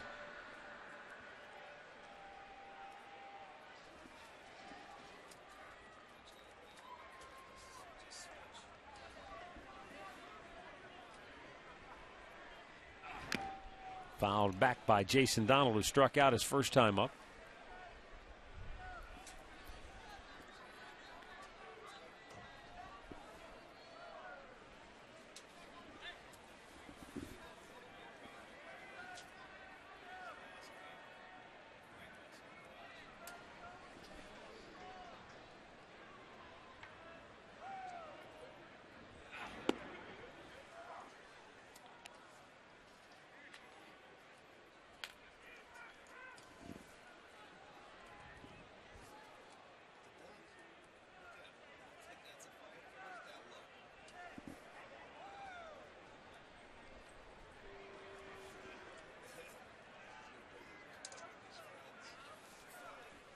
Peavy a long look in. Just over 70 pitches on the night. The 1-1 to Donald. Man, it's low and away.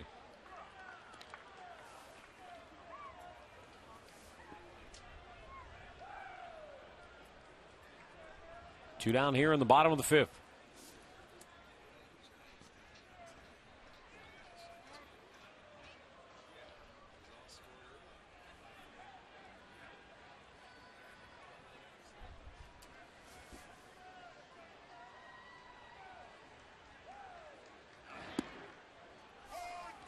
Took a look at a breaking ball. And it's 2-2.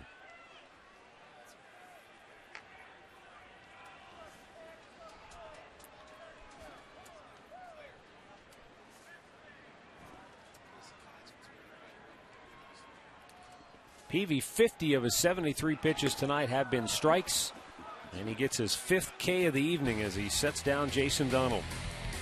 8-0 Chicago.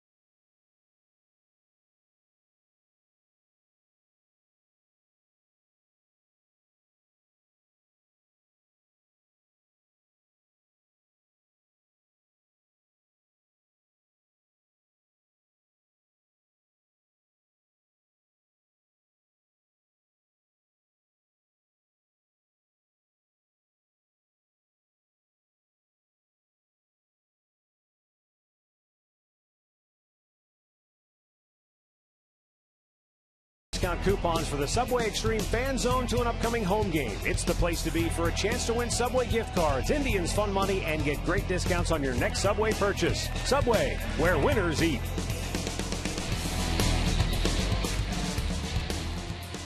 8-0 Chicago in front.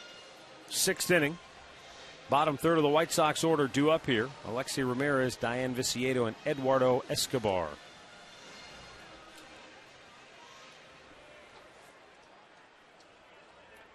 Gomez has retired 5 in a row. But his struggles in that 4th inning, walked the leadoff man, then back-to-back hits, another walk, another RBI hit.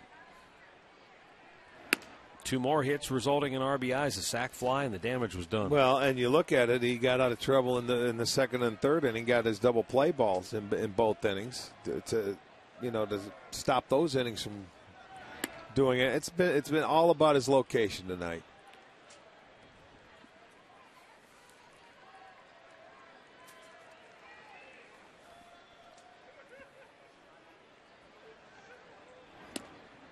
Ramirez taking all the way. It's a strike at the knees. But if he can still go out there and give you a good 7 innings, even though he is not on his game tonight, that would be beneficial for the staff. Foul ball deep into the corner.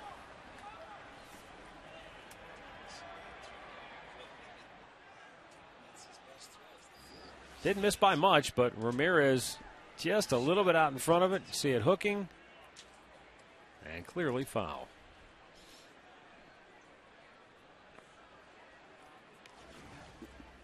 Ramirez, who, as I mentioned before, had really been struggling at the plate. 2 for 13 in the series coming in, but 2 hits on the night, and that little bunt hit got him going.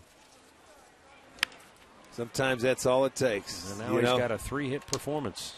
Sometimes that's all it takes. A little bunt hit just to get you up there. You get that first one out of the way. He was 2 for 20 in his last 5 games and 11 for his last 81 overall coming into tonight. Well, and 3 for 3 here tonight, all singles, and one was a single off the wall with an RBI with the bases loaded.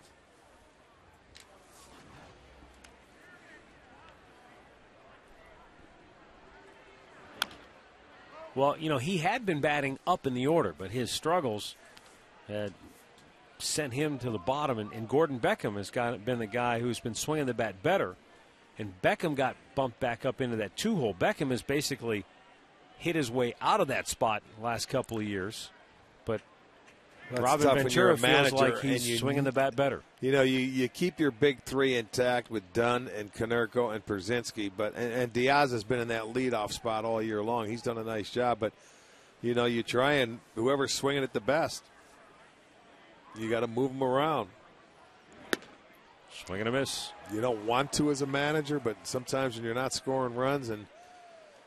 Well, in that 2-hole, and you've talked about that 2 spot in the order is a very important spot to get your offense rolling. And entering Tuesday night, White Sox 2-hole hitters were batting $140 on the year. Yeah, so you can't really add anything. If Diaz is doing something, you know, you got to get the table setters. The 1-2 guys for this lineup of Dunn, Konerko, Przinsky is very, very important to set the table for the big boys to clean up. When you face the middle guys and there's nobody on base, they're a lot easier to pitch to. Coming into tonight, Konerko, all 6 of his homers, solo shots. And coming into tonight, 5 of Dunn's 9 homers were solo shots. So that speaks to your point. If you don't have anybody on base, as a pitcher, you don't mind giving up a solo shot. No, it's not a rally. It's 1 run. You don't. Yeah, really, it's not as bad as you think.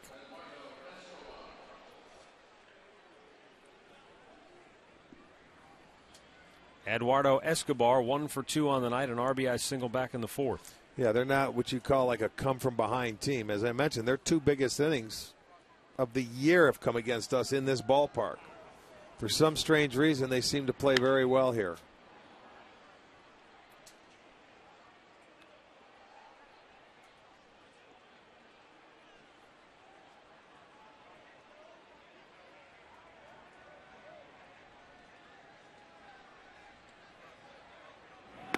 And it's down low.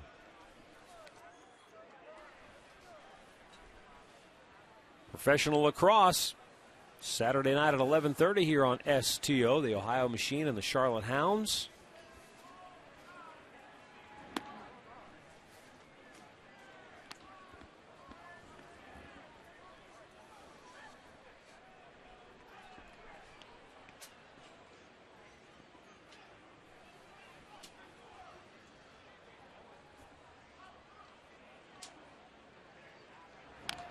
That's fouled back. 2-2. Yeah, the difference in a Genmar Gomez tonight is, you know, he's all year been pitching ahead of the hitters like Peavy is doing tonight, you know, the 0-2, 1-2 counts. So far tonight, Gomez has only been ahead of 2 Sox hitters in that count, and that has been it. So, and then when he's had to come into the zone, the location hasn't been where he's wanted it. Gets a strikeout here, his 2nd of the night. 2 down in the inning. Check in once again with Katie Witham tonight. We were talking about Jason Kipnis and how well he has done at adjusting to second base and turning that double play. She's got a little more on that. Yeah, guys, he actually recently started using a new infield glove. It's slightly smaller but much more firm than his older one. He told me it's helped the most with just finding the ball easier in his glove, and that's really helped him just turn double plays that much easier. Well, it doesn't stick inside where you got to reach in to get it out. You almost deflect it like what Omar Vizquel used to do. He used one of the smallest gloves, and it just hit and deflect to the hand. Mm-hmm. You want a smaller glove or a little firmer glove where you don't want it staying in there. You just want it to change directions.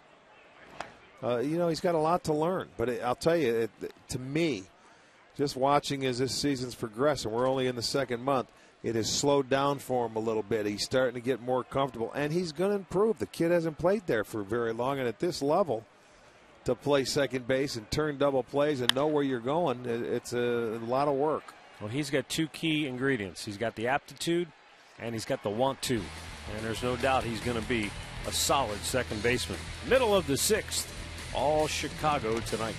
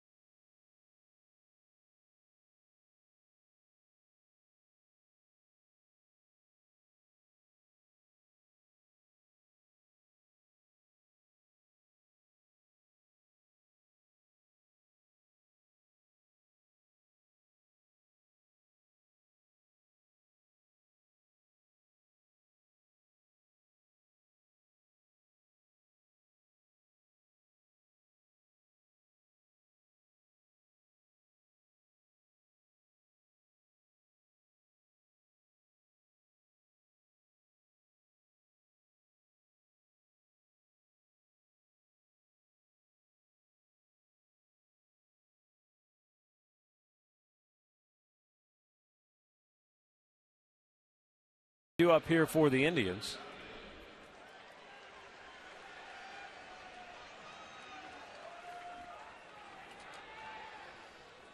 Jake Peavy working on a 4-hit shutout to this point with 5 Ks.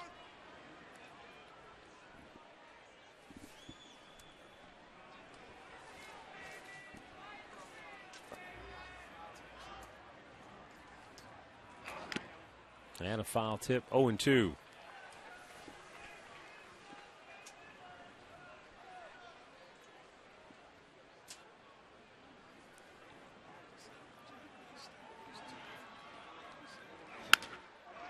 Bounce to second. Gordon Beckham will flip it over. One down here in the home half of the 6th. All right, let's check the trivia question tonight. We've got the answer for you now. White Sox MVP winners, they've had 3 of them. Big Harold, he won an MVP? Frank Thomas, I know, and Fox. Dick Allen. I was thinking it. Boy, oh boy, 72.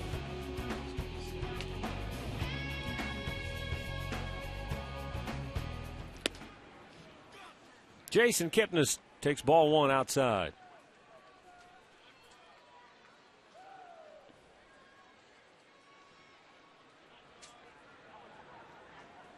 Speaking of trivia, we were working up a little something. Got to thinking about it because A.J. Pierzynski is in a pretty small fraternity. First of all, he's caught a perfect game. So that alone puts him in some pretty select company. But in addition to catching a perfect game, he's also caught a no-hitter, and he's won a World Series championship. There have been a number of guys who have done it. Most recently, Carlos Ruiz of the Philadelphia Phillies. He caught Roy Halladay's perfect game and his no-hitter and won the World Championship with the Phils. And the other 2 modern guys who've done it, Joe Girardi with the New York Yankees and Pudge Rodriguez, who got his World Series ring with the Marlins. That's a pretty hard question because you'd have to go back. First of all, there's only been 21 perfect games, and then you go from there. Big hopper to first. Konerko will take it himself. 2 down. But we were talking about it before because you and I have had this conversation. I mean, I've never in person seen a no-hitter. We almost saw a perfect game. Well, you did. You saw a perfect game. It's just the umpire blew it. That's true. But to be involved as a catcher, to be involved in a perfect game and a no-hitter, and have the fortune of playing on a team that wins a world championship, that's pretty rare. That's as good as it gets. Yeah. And as Pierzynski, you mentioned it the other day, there's going to be a double down the line. Nice swing by Cabrera. Dribble going to have his 10th 2-bagger of the year. Comes with 2 outs here in the 6th inning. First extra base hit of the night for the Indians. Well, you mentioned it, Pierzynski. He said, I was more nervous in the perfect game than I was in the World Series because there's no build-up to it. In the World Series, you get build up, you go out, you play, and you get used to it. You're fine, and you're content with yourself. In the perfect game, it's not up to you. You got to make sure you're aware because that guy's the one pitching it, and he's in on every call. And it just happens, too. Yeah, there's no preparing, hey, we're going to have a perfect game today. No, it just all of a sudden, here close. It is. We're getting close. And then all of a sudden, he's got to pick up because of the check swing, and the ball gets by him to pick it up and continue it. That guy reaches base because he didn't catch the ball. How do you think he would have felt? Not real good. Travis Hafner takes a strike.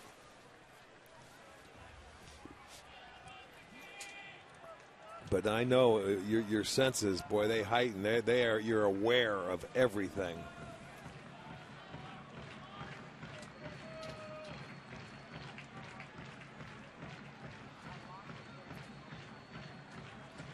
But since that perfect game, Philip Humber has not done much for the White Sox in his last 3 starts. He's really hit a rough patch.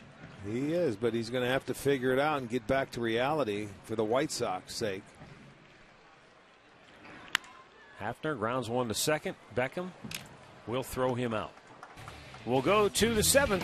Still 8-0 Chicago.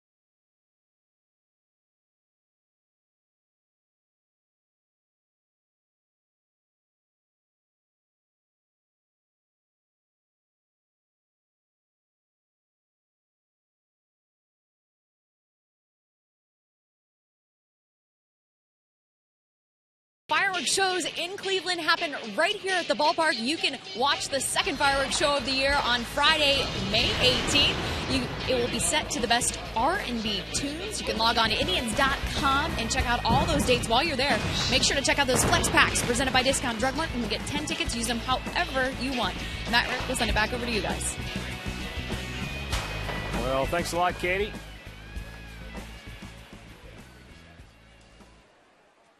And let's go to the 7th inning. Gordon Beckham will lead it off for Chicago and takes a look at a ball down low.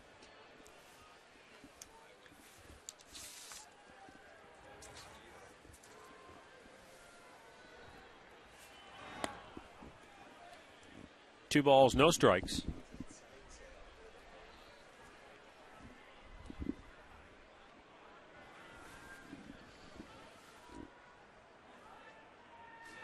And that's outside. 3-0. Just now getting some activity in the bullpen as Jairo Asensio will begin to loosen. 95 pitches so far for Gomez. That count is 3-1.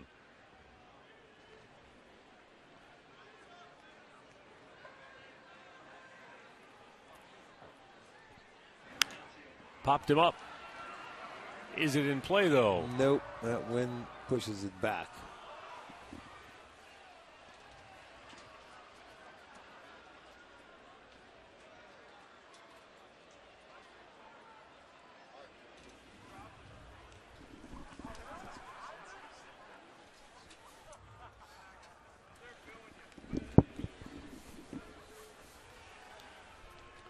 Full count here for Beckham.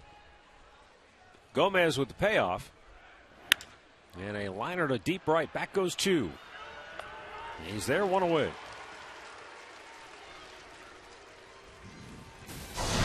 Our great clip of the game from last night, Nick Hagedorn.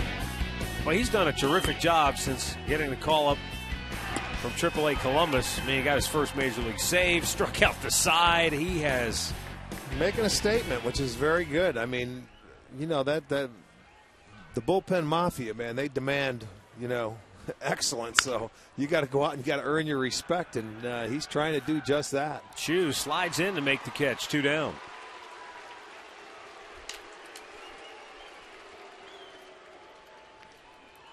It's one of those plays where with Kipnis back there on the shift, you got Chu coming in. He's not used to having an infielder that far out in the outfield.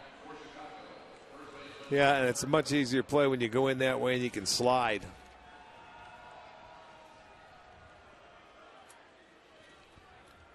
Paul Konerko now 1 for 3 on the night.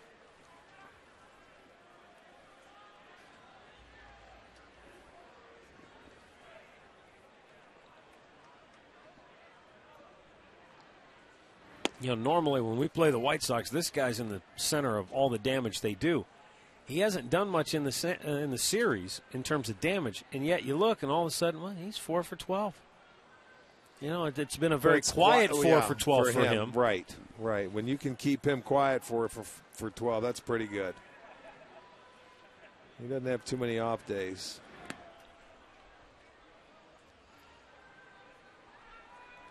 And you're quiet because you keep the guys in front of him quiet, but Dunn's cleaned it up a little bit. He's had a pretty decent series, even though there was a couple balls. He could be even better.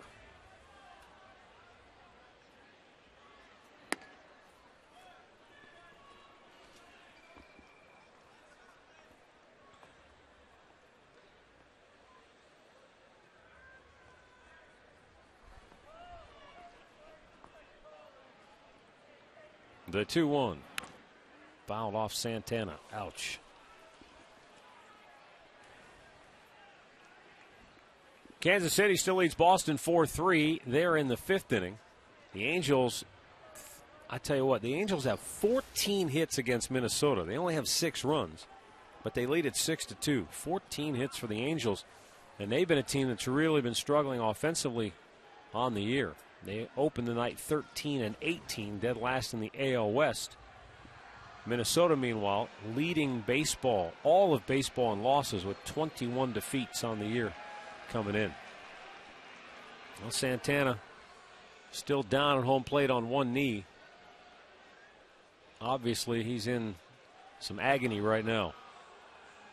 Tigers are in action later tonight in Seattle. It'll be a 10 o'clock Eastern start.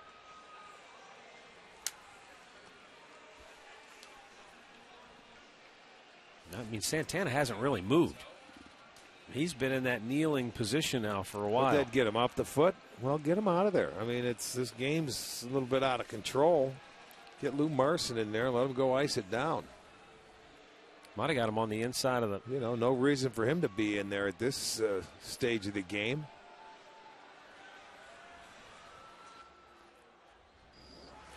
Take another look one more time here. Yeah, right on the toe. Right off the toe. Yep.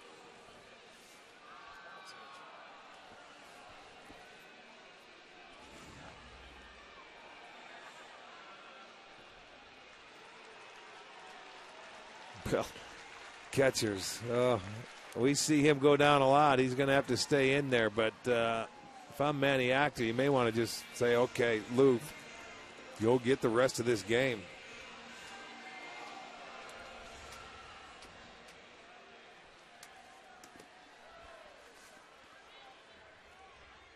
Paul Konerko, 1 out of 3 on the night, will climb back in.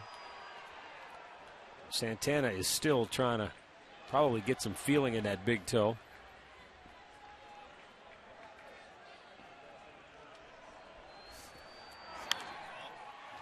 Fouled out of play.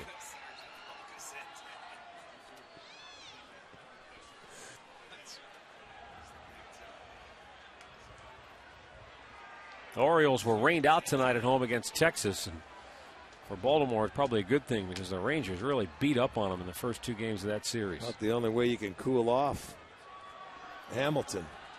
The 2-2. You know, they play 2 games tomorrow, though, because that was a 4-game set. Wow. I mean, Larry Vanover has been very stingy tonight for Genmar Gomez.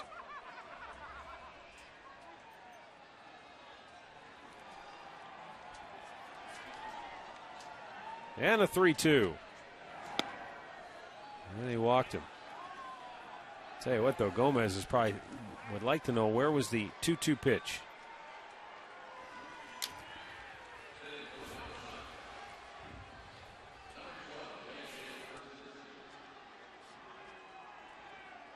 Manny Acta is going to go to the bullpen. So we've got a timeout with 2 down here in the 7th inning and a runner at first base.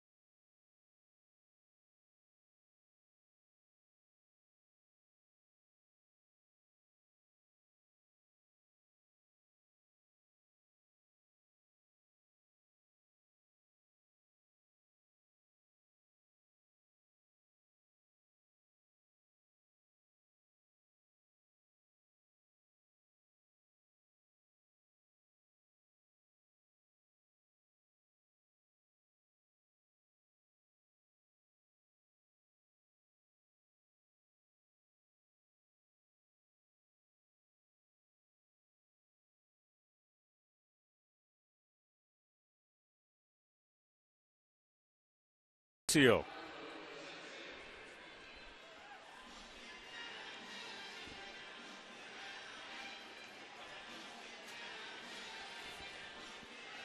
Asensio pitched in that first game of the doubleheader. Came on in the 7th inning, pitched the 8th, and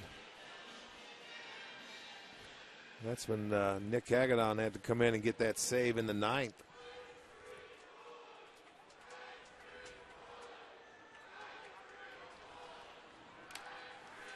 A.J. Pierzynski, 1 for 3 on the night, looks at a ball outside.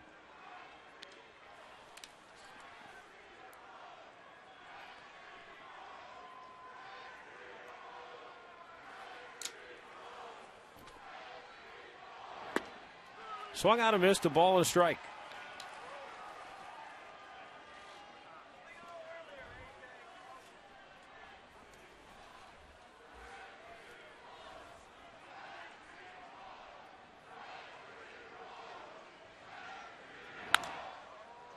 Oh, what a pick at first on the backhanded side by Kochman. And that'll end the inning. Boy, he's made a couple of terrific plays defensively tonight at first. Stretch time here at Progressive Field, brought to you by the Cleveland Clinic, where every life deserves world-class care. Call 216-444-CARE for an appointment today.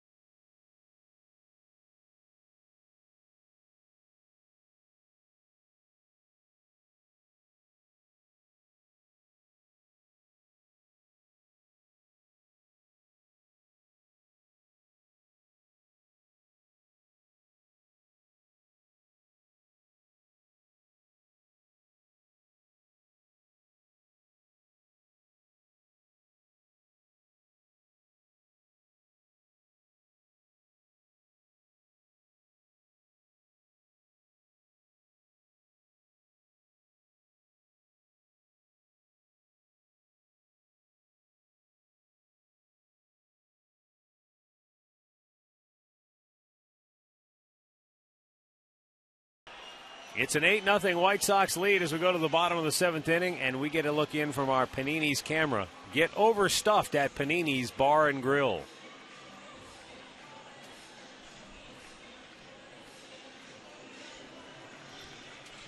Jake Peavy will face Carlos Santana, Shin-Soo Choo, and Michael Brentley.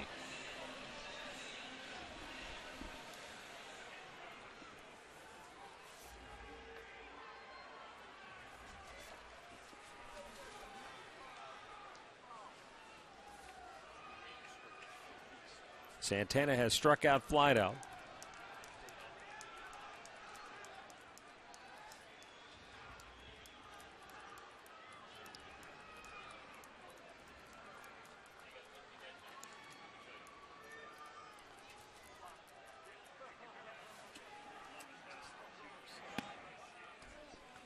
Ball 1, it's inside.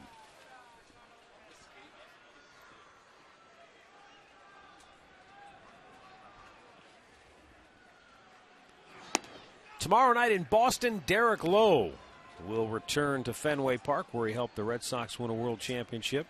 He'll be going up against Josh Beckett, so a terrific matchup. Hope you'll be with us tomorrow night on Sports Time Ohio for that series opener. Santana drills it to deep right field. Rios watching it, hits high off the wall, and it's going to be a long single for Santana. He hit it too hard. Too much topspin on that ball. He smoked it, though. He got on top of this one. This one was a fastball that he let get down about belled high and not letter high. And this is what he did with it. He smokes it off the wall. Watch this pitch. Remember, he was swinging those pitches up a little bit higher before? Yeah. He gets this one down a little bit, and he rocketed it to right field over the head. Rios plays it nicely. Well, it goes as a single, but ball well hit. I wonder if that toe's still bothering him. It looked like he was having trouble putting any pressure on the ball of his foot. That's what I said. Get him out of there. Chu drills it to center and another base hit. And Santana stops at second, so the Indians with back-to-back hits off Peavy for the first time in this ballgame. Their 6th and 7th hits of the evening. He's starting to get that little slider there. He didn't make a good pitch with that one. Chu, pretty good low ball hitter. So it's back-to-back line drives for the Indians.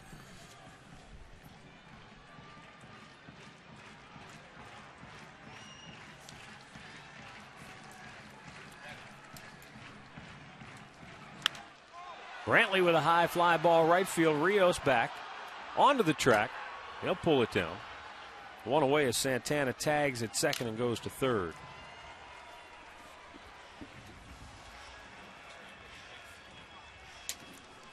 For every home run hit this year by the Indians, Rick and I are donating $5 each, and Great Clips is donating $50 to the Gathering Place. Our season total $1,500. Great needs, great deeds, Great Clips. Casey Kochman 2 for 2 on the night, and a 5 for 10 series so far.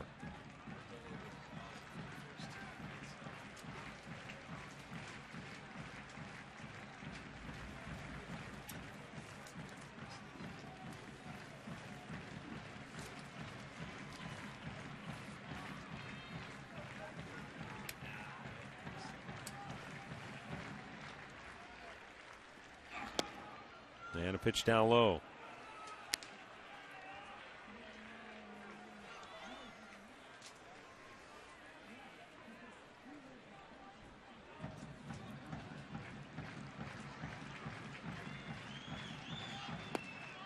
And a strike there, 1-1.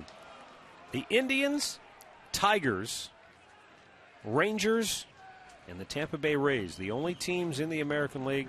Okay. And Baltimore. I was just going to say Baltimore. That have not been shut out. Okay. 5 teams, right? Yep. Well, we didn't score for 7 yesterday. We've had some games where it's been late in the ball game. Wild pitch allows Chu to move to second.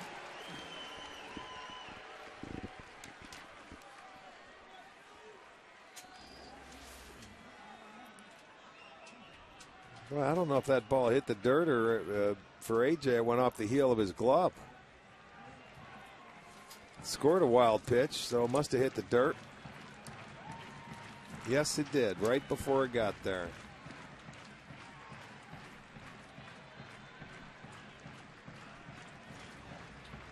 Yeah, we've talked about this before. The Angels have been shut out 7 times already this year. Yeah, how about that? 7 times. That's hard to believe. Kochman checks. It's in the dirt. 7 times, and they played 31 games. That's not a good margin ratio. No, it's not. Though they are beating Minnesota tonight 6-2 at Target Field. I mentioned earlier they have 14 hits in that game. Indians will finish this upcoming road trip with a 2-game set in Minnesota against the Twins. The first games against the Twins.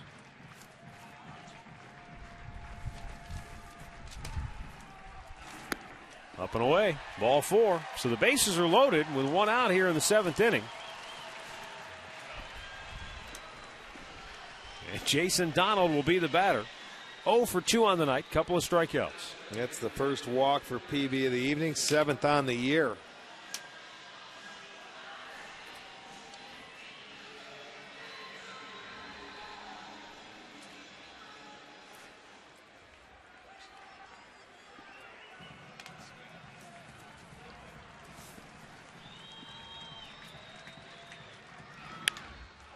Tap to short. Ramirez goes to second. There's 1 on to first. Not in time. Indians get on the board. They will not be blank tonight. As Santana comes home, it's an 8-1 ball game, and there are 2 down in the inning. Donald gets the RBI, his 4th on the season. First and third with 2 down. Johnny Damon will be the batter. He's 0 for 3 on the night. Jake Peavy, 96 pitches in the ballgame.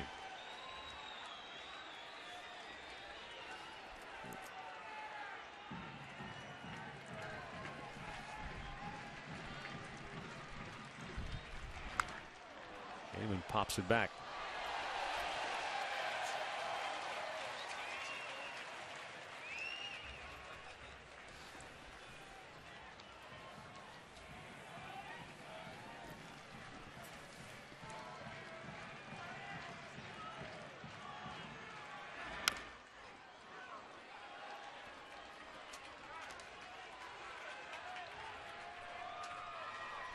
Will Oman, left-hander, up in the White Sox pen.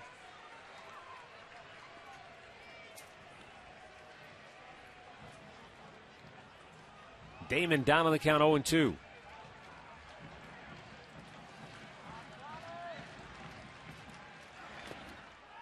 Pierzynski smothers it.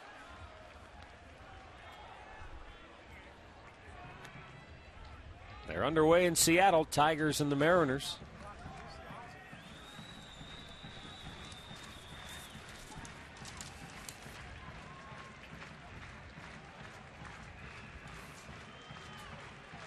Detroit got Kevin Millwood last night. He is 0-4 on the year as Justin Verlander got the win to go to 3-1. Damon pops it up, out of play.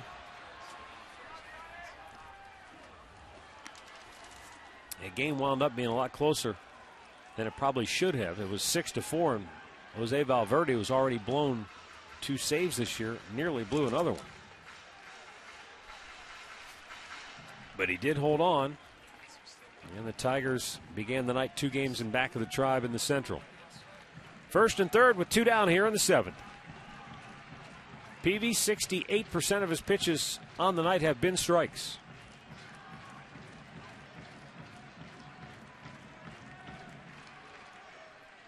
Donald takes off. A one-hopper to Beckham at second. That ends the inning. 7 complete. 8-1 Chicago.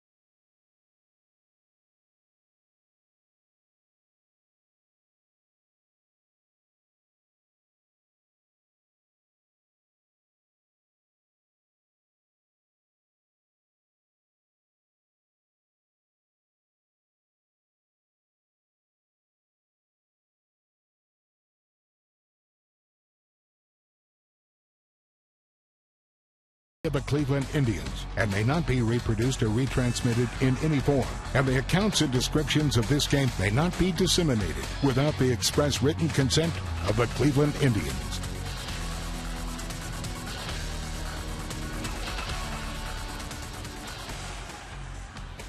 (8-1) Chicago, 8th inning.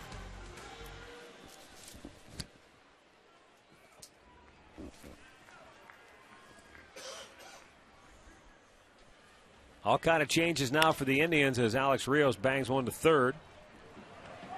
Jason Donald pulled Kochman off the bag, but he makes the tag for out number 1.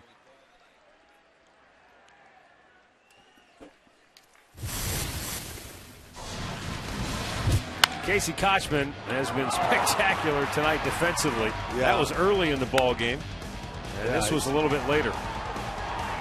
I'll tell you what, he can pick it over there at first base, no doubt about it. He fields his position well. He saves you a lot of runs. He may not drive in a lot, but he certainly saves you a lot. Well, you notice he's got good feel around the bag, too. You know, coming off right there, making the catch, and then applying the tag. It's been a while since we've seen a real first baseman at that position here defensively. Speaking of first baseman, an interesting note dug up by our own Redbird, Mike Pachta, tonight. Adam Dunn, who's DHing but plays a lot of first base for the White Sox, has struck out, walked, and homered tonight for the 99th time in his career. Boy, struck out, walked, and homered. Okay. All in the same game for the 99th time in his career. That's not a rarity. And he is 7th all-time on that list. Number 1 at the top of the list, another old first baseman, Jim Thome, who's done it 154 times in his career. And when you think about Thome and Dunn, there's similarities. Power hitters, going to strike out, but both great eye and will take their walks. Yes, indeed. Diane Viciedo takes a strike, 1-1. Except Thome has a lot more homers and probably a lot more strikeouts and a lot more walks. He's got a lot more of everything than a lot of people. But Adam Dunn has sure hit his share of bombs. Now the 1-2. A little bit outside.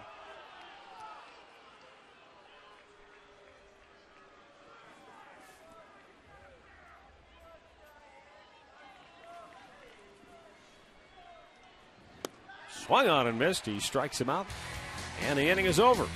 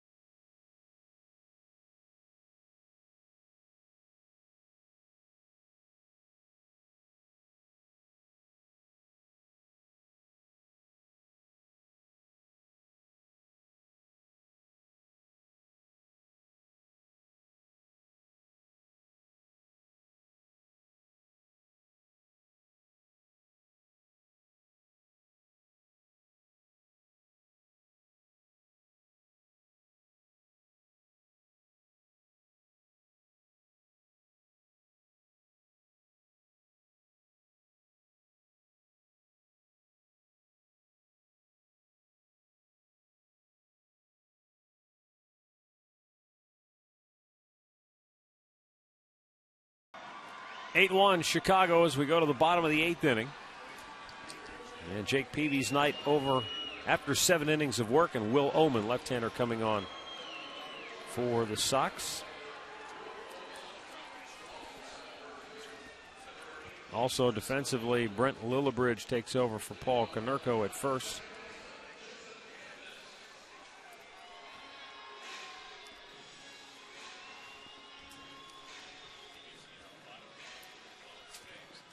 Jason Kipnis here in the home half of the 8th inning.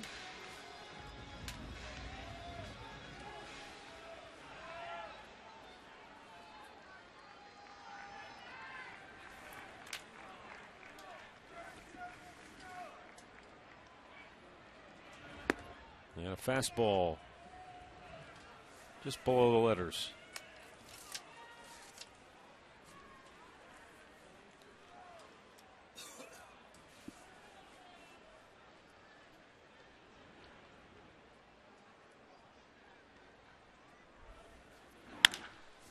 Hit on the ground to second. Gordon Beckham throws out Kipnis one away. It's now Miller time, brought to you by Miller Lite. And we talked at the Open, this was a good matchup coming in between Gomez and Peavy.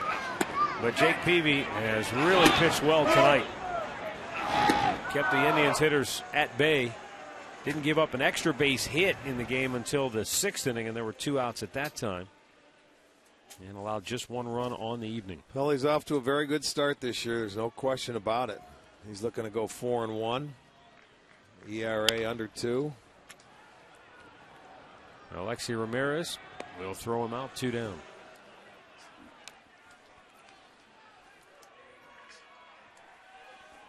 Well, the first of 5 bobblehead giveaways this season starts with Joe Carter. That'll take place on Sunday, May 20th. First 15,000 fans will take home a keepsake of one of your favorite Indians. Log on to Indians.com to get your tickets. Big Joe will be in town that weekend. We'll have him on the air. He'll be around the ballpark. Hopefully you get a chance to see him and talk to him. If not, you'll go home with that. And yes, indeed, he could hit.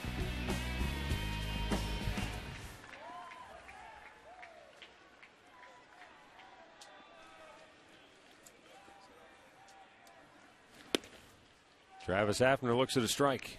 Hafner 1 for 3 tonight.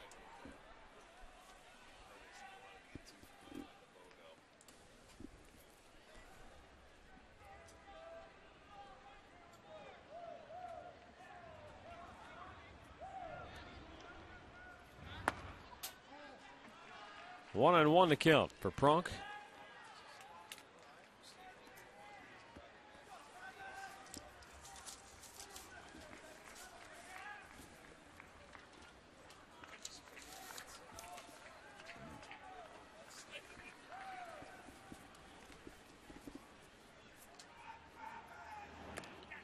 That's outside. 2 balls and a strike for Hafner.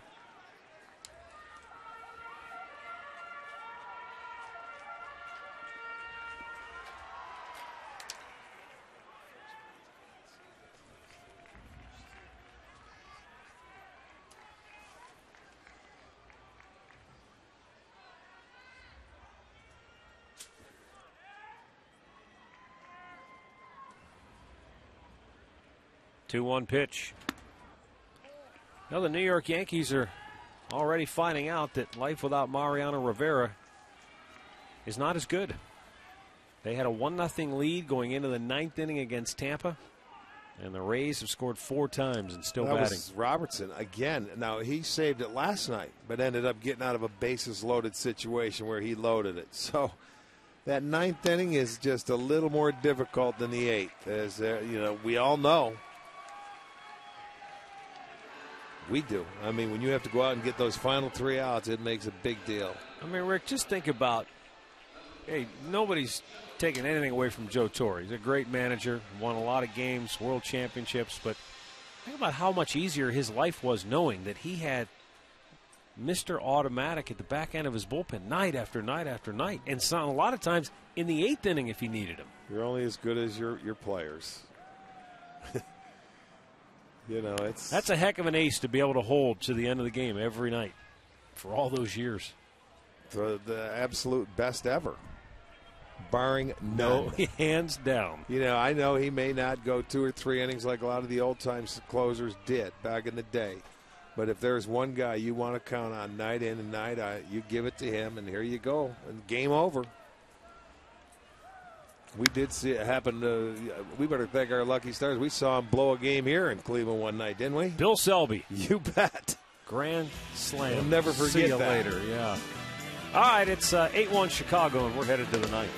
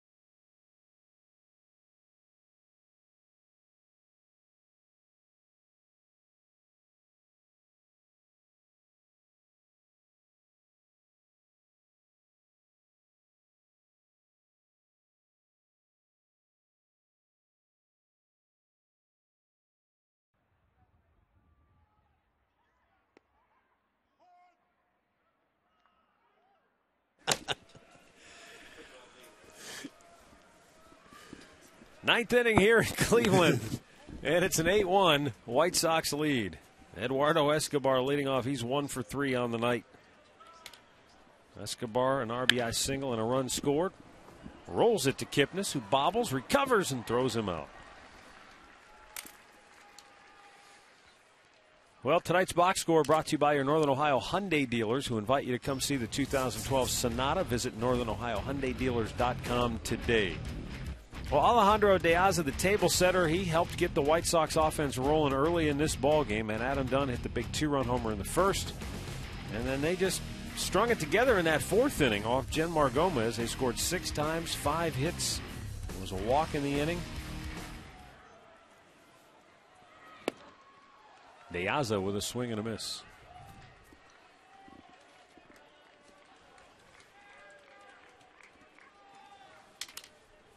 Diaz is going to end up with the most hits of any White Sox hitter in this series with 7. Well, he's 14 for 33 against the Indians this year. So, I mean, he played well against them last year, too, when he was getting his opportunity. There you go, 24 games, batting .400 against the Tribe. Popped in the air, left field. Shelley Duncan over, near the line. He's got it. 2 down.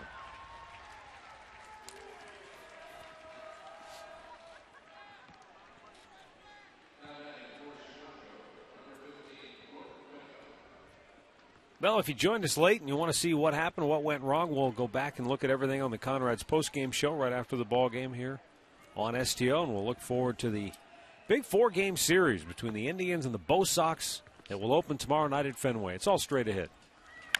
Beckham bounces it slowly towards short. Donald cuts in front, throws, and he pulled Kochman off the bag. So there's an error. First one of the ball game.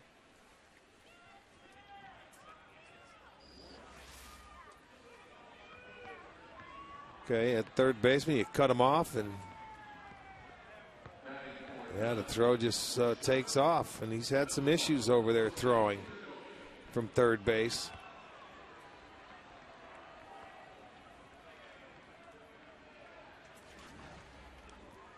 Kosuke Fukudome getting his first at bat, and he pops it foul out of play.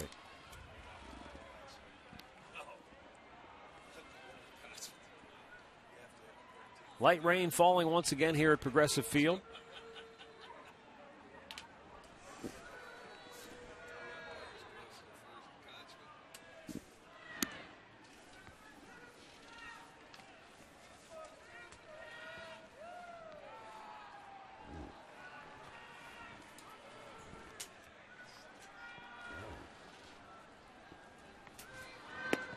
There's a called strike, and they count 1-2.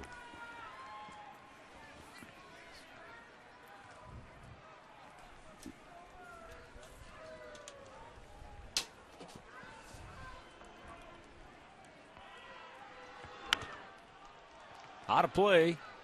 It remains a ball and 2 strikes.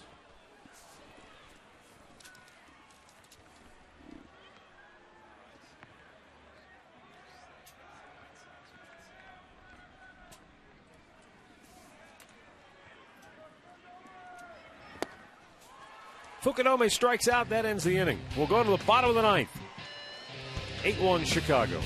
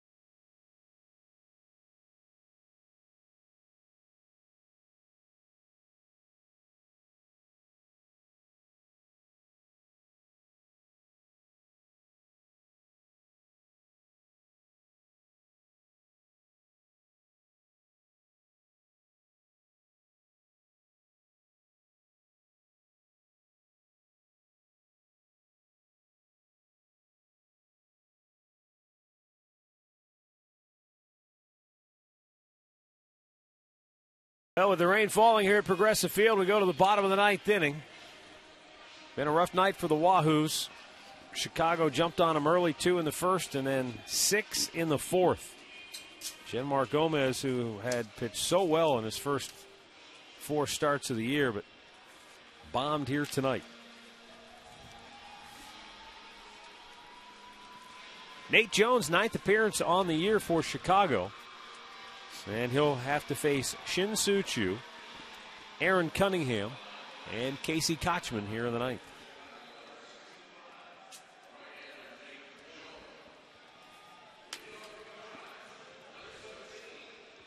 Shin-Soo Choo, 2 for 3, couple of singles on the night.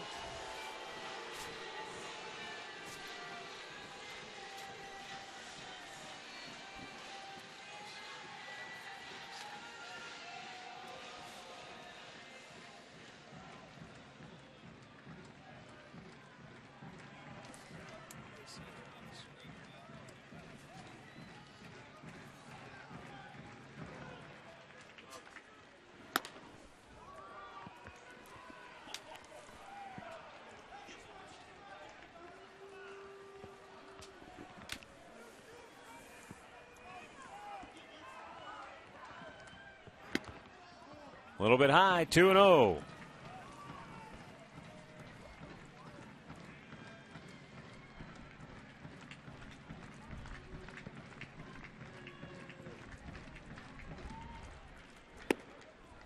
That foul in the strike zone, 2-1.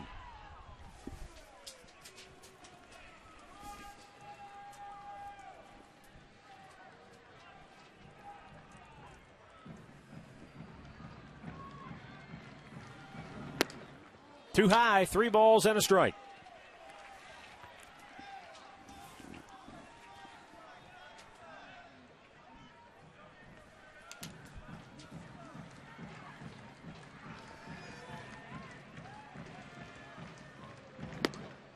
And it's ball 4. So Choo aboard to start the bottom of the ninth, and Aaron Cunningham coming to the plate for the first time here this evening.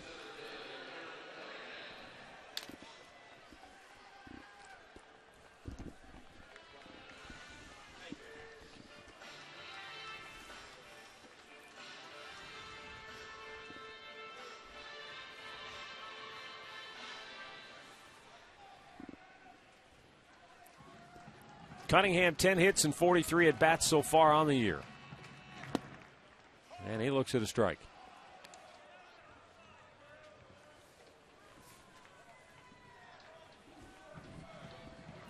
Kansas City still holding to a 4-3 lead over the Red Sox. They're in the 8th at Kauffman.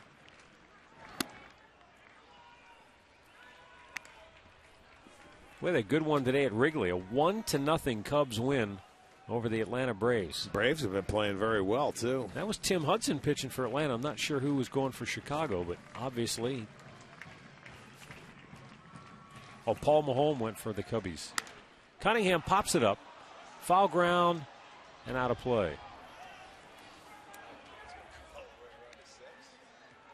1-0 games, obviously pretty rare.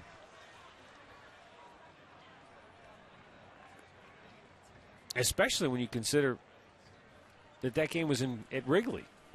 You don't see many 1-0 games at Wrigley. Right.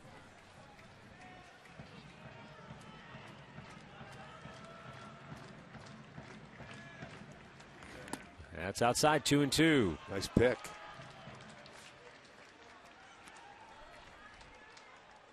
It's a final in the Bronx. Tampa Bay 4-1 winner over the Yankees. Tampa Bay goes to 20-11 on the year. New York drops to 16-14. Outside, full count. They're scoreless in the 3rd inning in Seattle between the Tigers and the Mariners. Casey Kochman waiting on deck. Robin Ventura would like to see Nate Jones throw more strikes. He's got a 7-run lead here in the last of the ninth. The 3-2 to Cunningham. Soft liner to third for out number 1.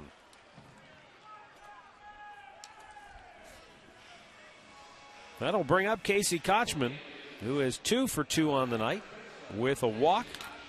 5 hits now in the series.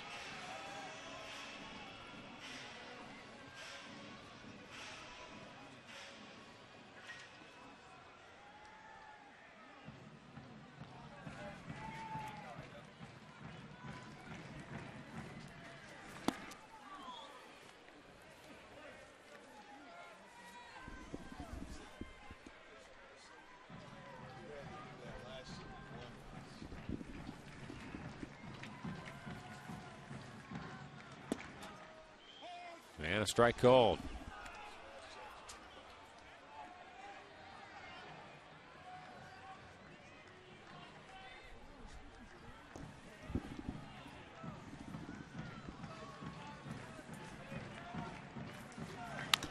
Bang foul.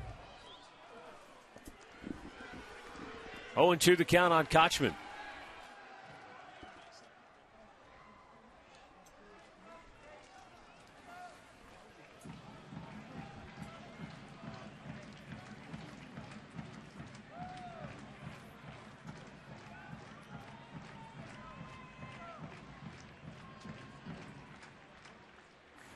Swung on and missed, 2 down.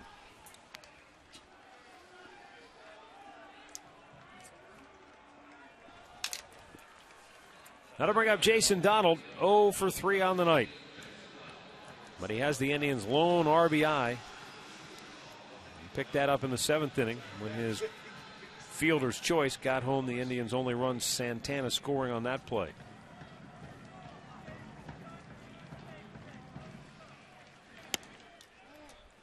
Ball 1 outside.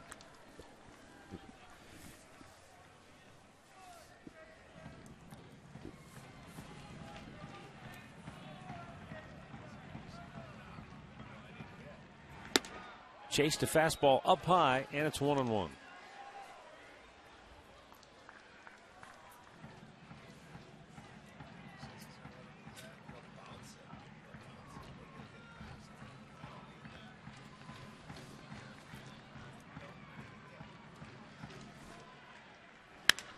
Hard hit ground ball into right field.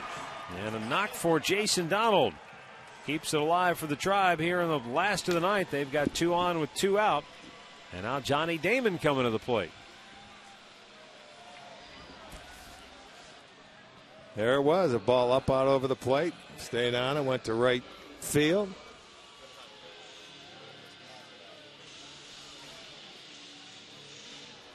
Beg your pardon, Lou Marson will be the batter. Forgot when they changed the lineup around with the substitutions. Lou Marson getting his first at bat of the night.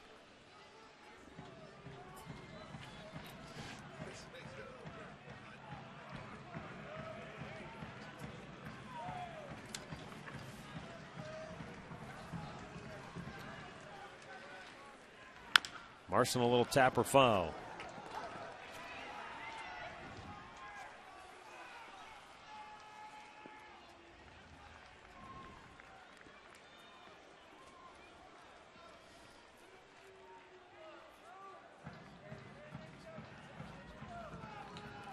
Lou, 1 hit and 18 at bats so far on the year. Now 1 hit was a double.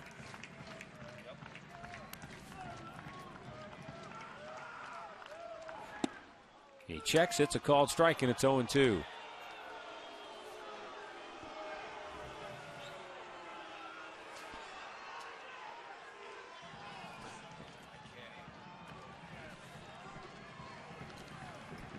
Two on, 2 out, bottom of the ninth. Nate Jones ready. He deals, and that's going to do it. So the White Sox win it by a final score of 8-1. And they come back to split the 4-game series after the Indians won the first 2 when they took the doubleheader in the series opener. But give Chicago credit. They were able to battle back, and they used a big inning to get the victory here tonight. With the win, Chicago is now 15-17. Indians dropped to 17-13 on the year. The loser is Genmar Gomez. He is 2-2 for the Indians. Winner Jake Peavy. He's now 4-1 on the year. Time now for our KeyBank play of the game. Brought to you by KeyBank, the home of relationship rewards. Well, it didn't take long for Chicago to get on the board. It was a hanging slider. Adam Dunn, he gets into double digits in home runs, and I mean hit it a long way. That gave the Sox a 2-0 lead, and they did not look back from there. So they had leads in the first inning of both games. That's going to be the KeyBank key play of the game. The attendance tonight, 11,285. Time of the game, 2 hours, 33 minutes. Next up for the Indians, a 4-game set with the Red Sox at Fenway, which starts tomorrow night. We'll talk about all of that next on the Conrad's postgame show.